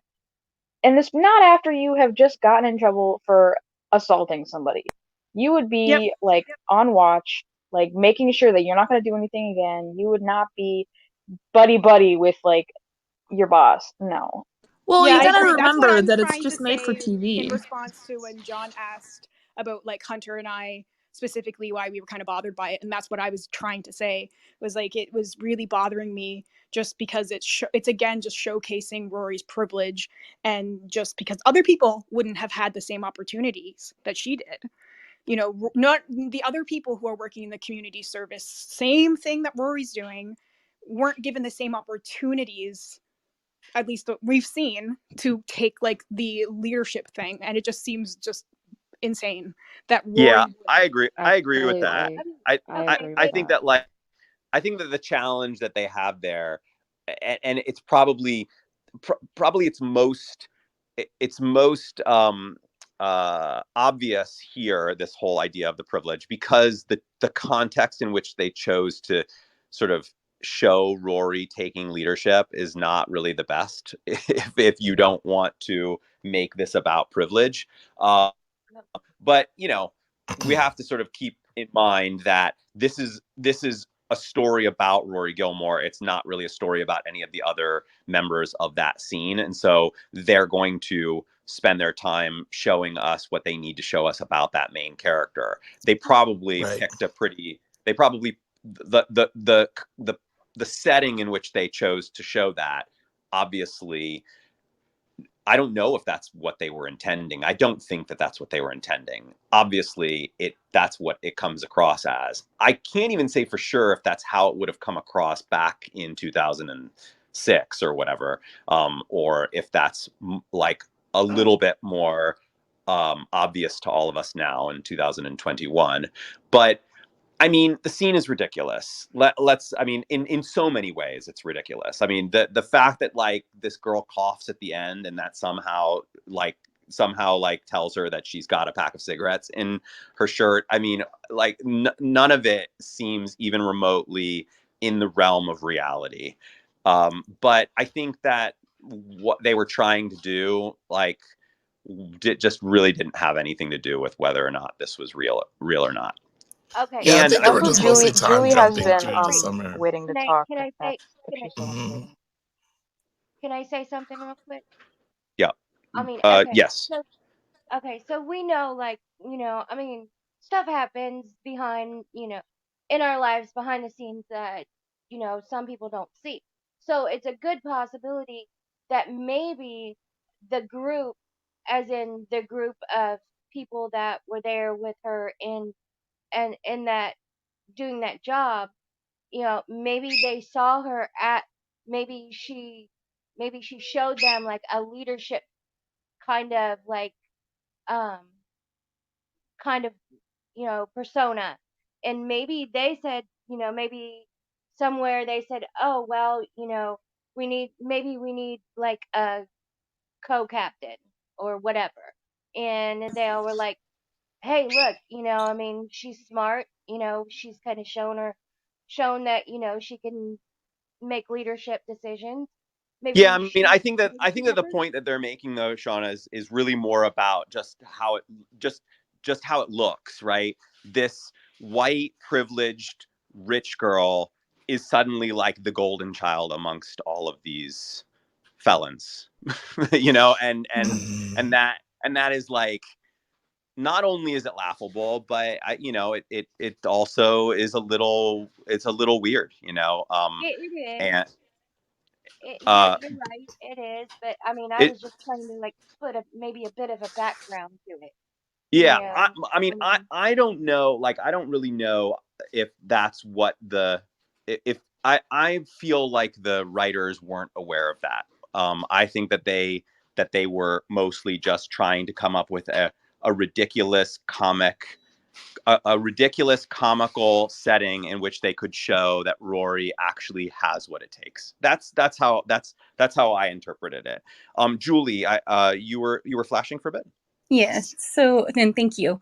Um, so the way I took it, like Mitchum really took down Rory's confidence. Like this is somebody she built up in her mind. Like, look what he started from, look what he's accomplished. And then for him to tell her she doesn't have it, it just crushed her confidence. And so now like what we're seeing in the community service, and I'm with you, like that it was ridiculous. She is with a bunch of felons. But what we're seeing and what I think we're missing is, for us, it went from she got in trouble on her first day to all of a sudden now she's the leader. But in her other conversations, she's 125 hours into that community service. So it's actually been a bit of time that she's been figuring this out and now gaining her confidence back and getting back into her role of being a leader and getting back into how the world is kind of working. That's kind of how I took it. Yeah, I just would Um, have rather her to have seen her doing that by way of like interviewing her fellow coworkers or and getting their backstories and maybe making it into a story instead of just Yeah, I taking it as could an see that assistant too. role. Yeah, and that's That where I would have been kind of cool. like the community service line is a little ridiculous. So I can go with you on that. yeah, and just to let y'all know, this whole conversation and why it keeps going and why people have strong feelings against what Mitchum did and against what's going on here with community service and stuff with that with Rory is that this really is our first time in the series seeing Rory's privilege being checked. Like, we see it get checked with like the Mitchum thing. We see it get checked with the court thing. We're seeing it. Well, we could have seen it get checked with the community service thing, but because of TV time purposes, she was just kind of like rushed into some type of leadership role, and then she was out of there within the next couple episodes or something. Okay, whatever. But I mean, at the end of the day, like, Rory's privilege got checked, and it shook us as an audience as a core, but it was also something good for her to experience, which is why I think Hunter had a great point where, okay, if you're a journalist and you're interested in like what's going on, the facts, like you want to be a foreign correspondent, maybe you should talk to people who aren't from your cultural background. Maybe you should talk to people who are not like you. And that didn't really happen in the community service there. Like, there wasn't really much asking of the questions and stuff. So it does kind of reinforce what Mitchum said about her being right, and also reinforce why, like, you know, as we got older, we're like, oh, it's kind of good that Rory got her privilege checked. But at the end of the day, this conversation has gone on a little too long, and we should probably change topics because we watched 2 episodes with a lot of stuff. So if you want, we can talk about Hep Alien. Do you not think? We can change the topic. I will just say one last thing. I think that's really interesting. I love this idea. I love this idea that Rory could have actually, or that this was a missed opportunity by the writers, to make this a little bit more about Rory having what it takes to be a journalist. Having what it takes to be a journalist by Mitchum standards, which would of course mean she spends time there actually like digging into their stories and maybe writing like this really crazy, incredible piece on her time in community service and all of these different perspectives that she gained there. But maybe it's not a missed opportunity because maybe they do want to show us that Rory's path to being a great journalist is not necessarily one in which she's a little prodigy from the get-go, and that it will be a much slower, gradual process that doesn't have her really hitting her stride until she's much older. In which case, I think it would be okay that she doesn't suddenly, do all of the golden child things that we had sort of come to believe that she was able to do, and that she doesn't really dive in and do any of that reporting at this stage. That said, I see it. That could have been a really cool scene, or it could have been a really good story. I'm curious how this is going to shape up in the revival. To be honest with you, I can't help think that we're going to find out what she does look like 10 years later and whether or not Mitchum was right about her, and or not right about her, but like, I don't think he's right about her, but that whether or not she did grow to be something important in journalism. I'm curious about that, obviously. But we shall see. Let's talk about Hep Alien. What do we want to talk about? I mean, I'd seen the biggest thing that I recognized there was just this idea that like Lane would be keeping the secret from all of them, for their betterment. That kind of control over what she thinks is in their best interest feels very much like her mother. To me, it I'll feels a, say that. but I also love that she thought about it to make sure that they would have something great to remember after their whole time on the road. But it does feel very. But the fact that she gets to choose, that she gets to decide that, that she sort of like, I know that these guys are not going to be able to do this, so I'm going to enact this, like, this measure that they don't even know about for their best interest. like, I don't know, is that cool?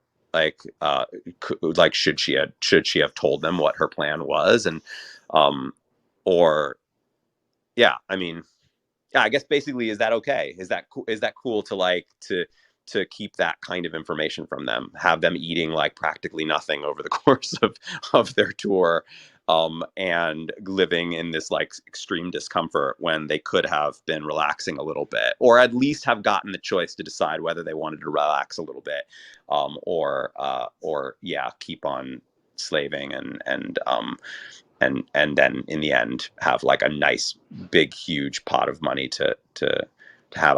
It's just the fact that she didn't tell them is the part that I'm curious what people think about that. That's actually what surprised me, is that they were performing, for like Christian colleges and groups, for like Seventh-day Adventists, and I was surprised that they were starving, because I'm so used to people of any Christian denomination being like, "Oh, you're leaving, here's some food. Oh, you're leaving, here's some food. Like, we made a big breakfast for you." Like, Right. even if you're like a guest in the house, like, to hear that they were starving, I mean, I know that for TV purposes it was funny and stuff, but it always throws my mind off, because of like personal experience. Yeah, well, just assuming that like every Christian person who would have offered them food happened to be like not in the room with them there, and that's why they didn't end up eating very much when they could have if they'd known that they had that money. Mm. What are people's thoughts on Lane doing that? You I have to think be that cruel to be she kind. Can we What also was that? I said you have to be cruel to be kind sometimes. She was okay. can we the other Seventh-day Adventist families that maybe they stayed with also had the same odd eating meals as Mrs. Kim, and maybe that's why they weren't eating as much with them?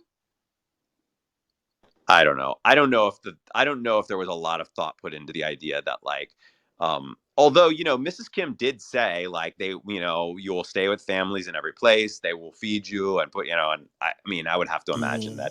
that they probably were in settings that would have fed them. I I'm mean just I I think that it was thought mostly just for. I think it was mostly just for the writing, like that they I I think they just wanted to hit home this idea that like these three guys have been like just exhausted by this whole thing, and it was really really hard, and it could have been a little bit easier if they had known that they had money, but they didn't know because she was keeping that from them. And then of course the fact that she's been keeping that from them means that they have a lot more than they probably would had if she not. So yes, now they're going to get to be able to do something really incredible that they might not have been able to do had they just sort of picked into it. And I think that was mostly that they just needed that device to kind of get that across. And so they just decided that for whatever reason, these characters have never, throughout this tour, just weren't in a position to it seemed even eat anything. This was an episode that I actually thought was the one where they return. I remember the one where they return because I have my own anecdote from shooting that scene that involves me getting very nauseous. Um, but but the whole idea that they wouldn't have eaten, I think, is what the writers were getting across. Whether or not that's realistic. I think Lane has this kind of romantic idea of like what it means to be in rock and roll, and how like rock and roll it is to like be a starving artist and like really work hard and not make it super easy, because like in the last couple of episodes, like there were before they go on the tour, everyone's kind of settled into like sort of a day-to-day job, like to make things, or they're comfortable, and she's kind of like, this isn't rock and roll. Like this isn't what we want. Like we want to be like on the edge and like doing what we need to do for our art, for our music. And I always think that, I mean, there's definitely a Mrs. Kim aspect to her doing that. There's definitely a I can't trust these boys with the money aspect, I think, to it. But I do think there's like this romantic notion in her head that like I'm gonna be Nirvana, like scraping things together, and then we're gonna hit it big because we're gonna like have that moment. And like that's part of what I think she's doing too, is that she's sort of living out that romantic like rock star dream, you know? It's the Has rock and Mrs. roll Kim ever mailroom. has Mrs. Kim ever lied to to Lane in order lied to Lane for her own good, or does Mrs. Kim just sort of lay down the law for her own good? She lied And about the jug. the That's did what she I was relationship really about to lie jug. say. about the She, jug? I always interpreted Yeah. that Yeah. as Lane just misunderstood the jug. No, she told Lane that because Lane was always a crying, whiny child, she told Lane that to shut her up. Oh, right. Um, I guess Wait, what I'm episode also was sort of that? pointing out the fact that like Lane does a lot, like her life has been a lot of like hiding things, right? Like she's like that she's gotten very good at that, right? Hiding CDs, hiding this other life, right? So like the idea that she would be hiding all of this money is kind of in line with what we know about the Lane character. That's really good insight Oh, right that's there, John. true. So she did a great job saving the band money. Yes. I guess that is one way that you can look at it. I'm just sort of challenging the idea that like, you know, is like, even though it will end up being, I mean, I hope, in their best interest, you know, the way about it, lying about it, like, it is that true, Hunter? Like, do you sometimes have to be bad to be good? You know, I don't know. It's interesting to I think I would have consider. been more angry with Lane than the boys were, to be honest. Yeah, I think they were so tired and like malnourished they couldn't They were. I mean, fully get angry.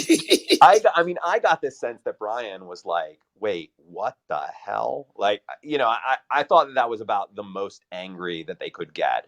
Um, of Your course, head they popping up made me crack up. Yeah, because you couldn't really, like, it's not that you couldn't tell that I was there because of the way that my head was down. My hair blended into the background a bit. So when I popped up, my face just suddenly like was there all of a sudden, and it really did look like I came out of absolutely nowhere. And I'm You sure looked on like you some wanted to people's rip her head I'm off. I'm sure on some people's television, if their contrast is really high, it may have actually looked like I just popped up out of nowhere. But yeah, I mean, I agree. I think that there's a little bit of a few things. Like, one, they're definitely annoyed at the beginning there. They're definitely tired, so probably that plays into whether or not they can get really upset. Um, they're also, let's just be honest, a little dumb. Like the three of them are the three of I'm them are glad you very A mentioned it. little? they're a little they're not the sharpest group of boys, and so it doesn't really take much to, like, you know, to calm them down. I think that her, you know, mentioning the, like, you know, the Nirvana album and all of that was a good save. And yeah, like they're not going to be really upset for that long if their head is in the excitement of a future album. I think they're just focusing on the fact that they are going to get to the nearest store and buy all of the food. Yeah, but I guess Yes. you know, just to me, it's just like, as an outside viewer, the things that I'm picking up from the scene are Lane is lying, is covering up yet again, and Lane is being very controlling of the band and the future of the band, right? Which to me feels very Mrs. Kim. And then, you know, of course, the lying feels very much like we've seen before out of Lane. I'm just sort of pointing those things out. Maybe they're not enough for us to really have a big discussion on them, but it's what I picked up in the scene. I wonder Samantha's if he been got the flashing. idea to hold the money from Mrs. Kim. Like when they were planning the tour, I wonder if Mrs. Kim gave the idea to hide the money from them so they could have something later. Hmm. Oh, that's a good point. That is a very interesting point. But that would mean that Mrs. Kim Sorry, baby food is being made. That would then mean that Mrs. Kim is cool with those kind of lies. Maybe so. Which I'm down with the idea that she would be, like, if she thinks it's for the better good. Her idea better good or better good? For what? Her idea better good or the better good? Because I mean, Lane obviously has an idea of something. Mrs. Kim obviously has an idea of something, but like the band is supposed to be like a unit, a community, one people. Shouldn't these ideas and these concepts and decisions be discussed as a group as opposed to one person just kind of dictating the flow of the thing? And the thing is, you bring up a good point too, because maybe the guys aren't the sharpest tools in the sheds, but that doesn't mean they shouldn't have a say. Well, if they're not the smartest tools in the shed and they had had a say in that, do you think that they would have $9,000 now? Absolutely not. We'll never know. I think they probably have like 3,500. I don't think they would have 9,000. I don't even think they'd have 1,000. But like, I'm just gonna say it right Damn, there. they that dumb. I don't think they'd have $1,000. They'd be coming back with less than $1,000. They wouldn't have gone on tour at all, too. They would have just kind of let things peter out, I think. Maybe so, yeah. Don't get me wrong, $9,000 buys a lot of chili cheese Fritos and Diet Dew, but which is probably what I would spend it on. But would it have been better for like the purpose of the stability of the group and then everybody being on the up and up and keeping those relationships? Would it have been better for Lane to say, "Hey, I care about you guys. We have some funds available. Here's what I think we should do with it." Hey, Megan, have you been itching to get some perspective on any of this, or were you flashing earlier about something different? I was just going to say something about the Mitchum thing, but if you want to have moved on, it's okay. Yeah, I actually got a direct message from somebody saying that you had been flashing your mic, and I apologize. Sometimes I don't see everybody. That's okay. I see that Samantha's flashing. But by the way, Megan, we'll get back to Mitchum. I'm sure we'll be getting back to that character at some point in this season, because it doesn't seem like his time here on the show is over. Sorry, Carl, what were you saying? I just said that I've seen Samantha flashing for a minute now. Samantha? Thank you. I wanted to say something that is not a plot point. It's more like a matter of consistency, I think. When Gil made fun of Chris Martin and Coldplay, I thought that checks out with Gil and his music taste. But then he talked highly about Bono and U2. Do you think that a guy like Gil would be a U2 fan? Because I didn't think so. Yeah, that's a good point. That's a good point. Although I think that this is probably an example of the writer's tastes just going into the mouth of a character. My guess is that probably there's a little bit of Bono's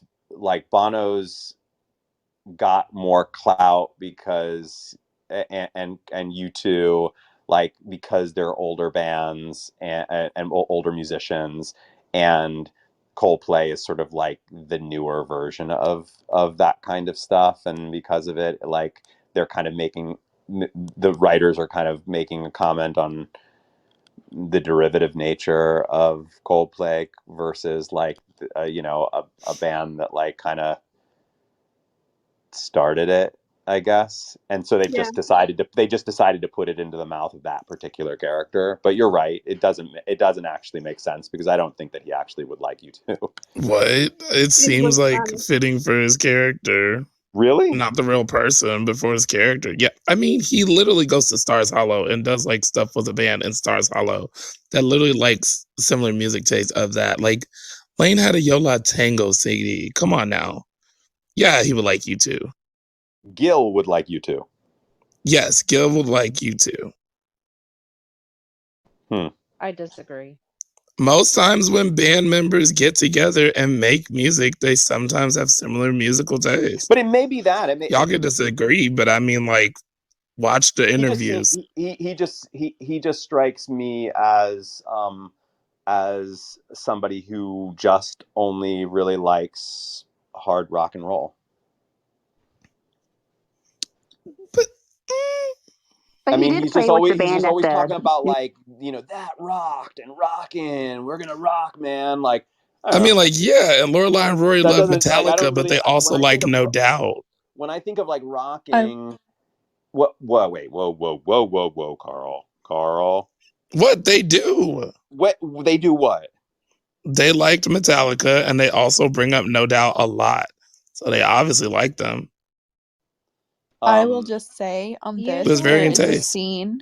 I'm not sure of the season, but there is a scene where they're all practicing in the garage talking about their guilty pleasures, which include like NSYNC and I think Gil says Simon and Garfunkel. So it does Right. branch out a bit, so we can defend it as a guilty I can pleasure.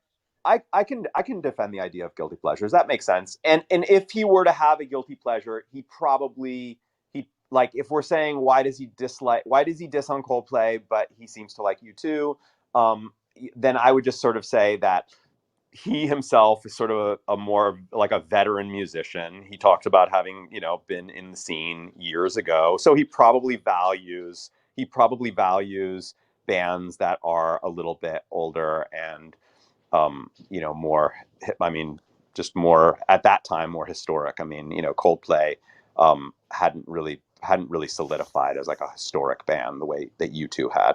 So it might be that.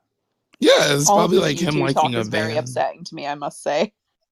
Oh, What's do that? you like U2, Lee? Oh no, Ireland hates them. So it's been, as a country, we I decided that we also hate them. hate I them. love that. I love that I you love how everyone's said that like, all of Ireland hates them. Bono needs to pay taxes. He evades taxes here, so everyone just thinks he's a wanker. that sounds about right. I don't like YouTube either, so we're on the same page. Yeah, like, I don't really That was think that funny. deep about the musical taste. I mean, mostly because they've mentioned that they really like Yoko Ono. So I was like, oh, well, all right. Well, I don't. And I just move on whenever the characters bring up their musical taste. Samantha, have we gotten anywhere close to helping answer this question for you? Yeah, I stick with maybe the writers put their taste in his mouth theory. I will stick Yeah. to that. Okay, good. Am I'm I the only one in the majority that actually does like YouTube? No, I Yes. like U2. I love you No, too. Shauna, like, a lot of people like you too, I Shauna. like I you. love I you like too. U2. I don't like the idea that somebody is not paying their taxes, but I like U2. Right. but Pay your taxes. but pay your taxes. Pay your damn taxes, Bono. Come on now, you That should be wanker. your sign off on every watch Yeah, party now. Pay your yeah. taxes. All right. If And I have any on that note, influence I on am any going. of you, it's this. Sorry, go on. No, I'm kidding. I'm gonna make a few folks moderator, and then I'm going to head out. Um, What Before I didn't we head off, talk there's about in one the thing I last want to episode? touch on. Oh, sorry, who's speaking? That was me. You go ahead. What didn't we talk about in the episode that we just watched? Because I've been like paying attention, but half not. So uh, because there's got to be something we didn't talk goodness. about. I mean, we didn't talk about TJ. I mean, but there's not. Oh, To me, TJ. there's There's not a not a lot lot. Fuck of stuff. TJ. There's not for me. Like, I loved that, and I love TJ. He's one of my favorite characters for sure.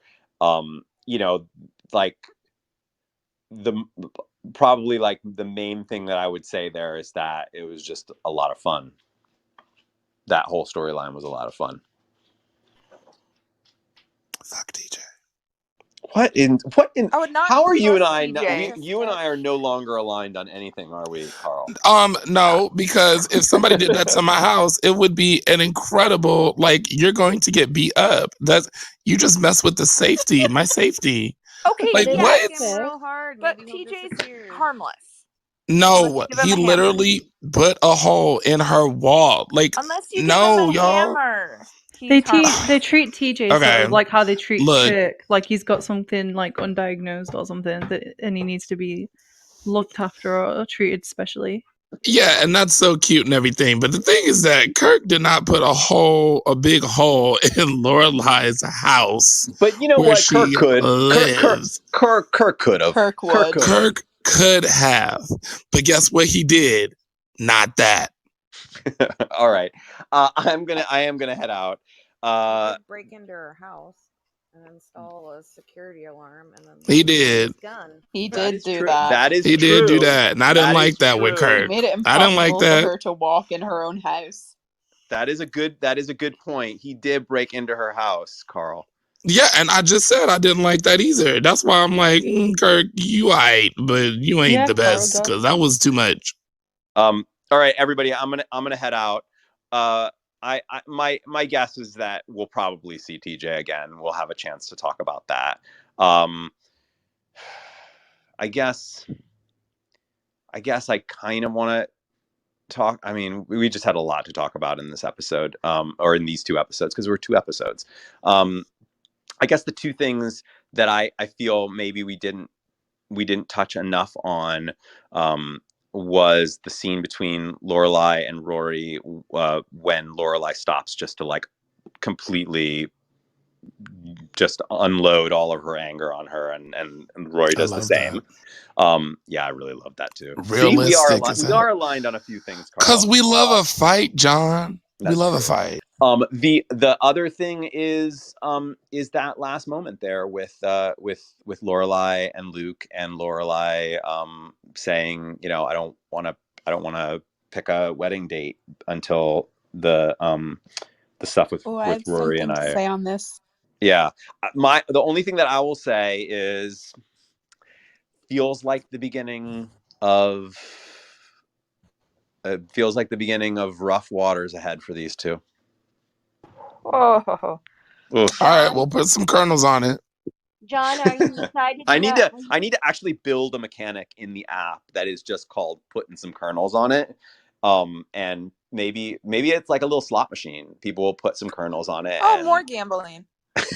just a full-on Yay! gambling. John, Let's just break all of the gambling laws in the world, as many as we can. What? without law enforcement knowing. Yes, of Oh, when course, did because these aren't being recorded or anything. No, and Who not put on YouTube for all the world to see. who But That's who uh fine. who had a question for me before I head I out? did. I I did. do too. So, go Um, ahead. Okay. are you excited? Are you excited to find out where you've been in season 5? Where you were in season 5 when you weren't in season 5? I don't know. I feel like we need if I feel like we need a fast talk on that. Like could there Hey, be that's anybody mine. That's mine. out there that is considering to be a speaker in an upcoming fast talk tomorrow, Sunday evening, that will help us understand where Brian was in so much of season 5? well, I You put can out do it. one for if Rory chose Harvard, where her life would be right now, but that didn't get picked. Well, maybe it will be picked in a future one. Hunter, did you want to ask me a question? Oh yeah, no, I was going to say I'm about to head out too, but you made me a moderator, so I need to unmoderate myself. Oh, you can just leave. I'm going to be I'm going to be Oh, okay, unmoderating as I I didn't know Yeah, if I had leave. to Hunter, delegate someone else. Oh you can no, just no, give it's it to fine. someone else and then leave. That's fine. I don't know how to do that. Someone tell me. Oh, you When don't actually have. All you have to do is just Oh. just press the leave quietly, and then just don't say end the room, Okay, and then you're gone. thank you. Yep. I think Amy wanted to. I had some very quick thoughts just on the last topic that you brought up, the scene with Lorelai saying she wants to not pick a date yet. Just very briefly, I always, whenever I watch that, it always very distinctly reminds me of the scene where Luke goes into a rant about like kidnapping Rory to bring her back to Yale, and then Lorelai's just looking at him with this look of love, and that's when she decides to ask him to marry her. And it's very similar in the sense of Luke is standing there basically saying how much he cares about her dog and all the ways Mm-hmm. that he's going out of his way to take care of the dog, and she's just looking at him with this look of love, and then she comes out with this kind of declaration rather than a question this time. But those two scenes always strike me as very, very similar, and I think that's really well Oh, okay. done. That's Oh, super yes. interesting. Yeah. Yeah. You know what though?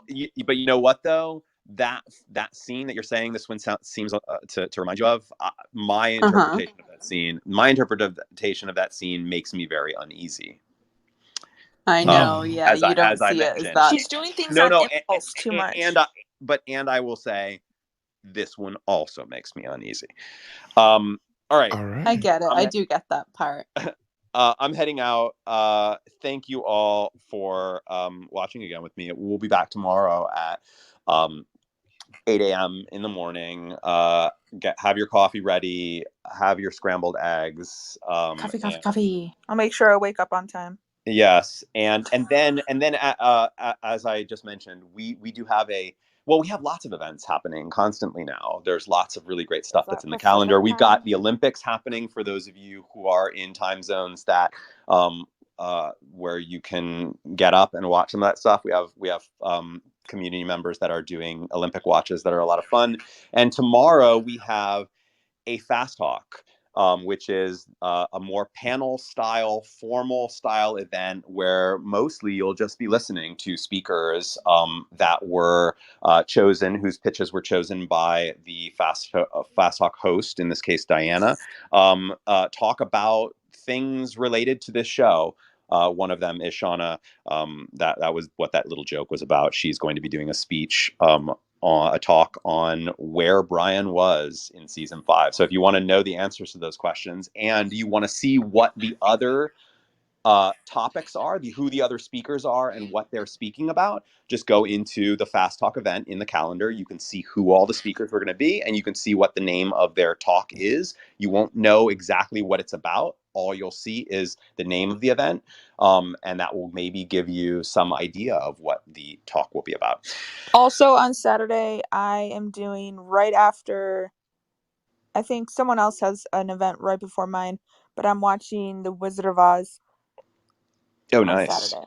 Nice. Eventually, Wizard of Oz will have its own story world, its own world on Remarkist. So Actually, the 7th, which is still a Saturday, but I will when that happens move that Wizard of Oz event into that particular world on the app, because I imagine that the Wizard of Oz would have its own fandom. It's got tons of books and movies and all kinds of fun stuff. I would love to dive deep into that world. I love it. oh yes, So I I know had everything originally about that said I movie. was going to be there for Wizard of Oz, but my husband's father's been put on hospice, and we're actually flying out to Virginia Friday night and won't be back until late Sunday night.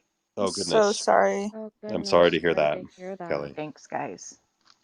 All right. Well, I'm going to head out. Thank you again. I'll see you tomorrow. Bye, Bye, everyone. Hi, John. Have a John. Bye great See you guys. day. tomorrow.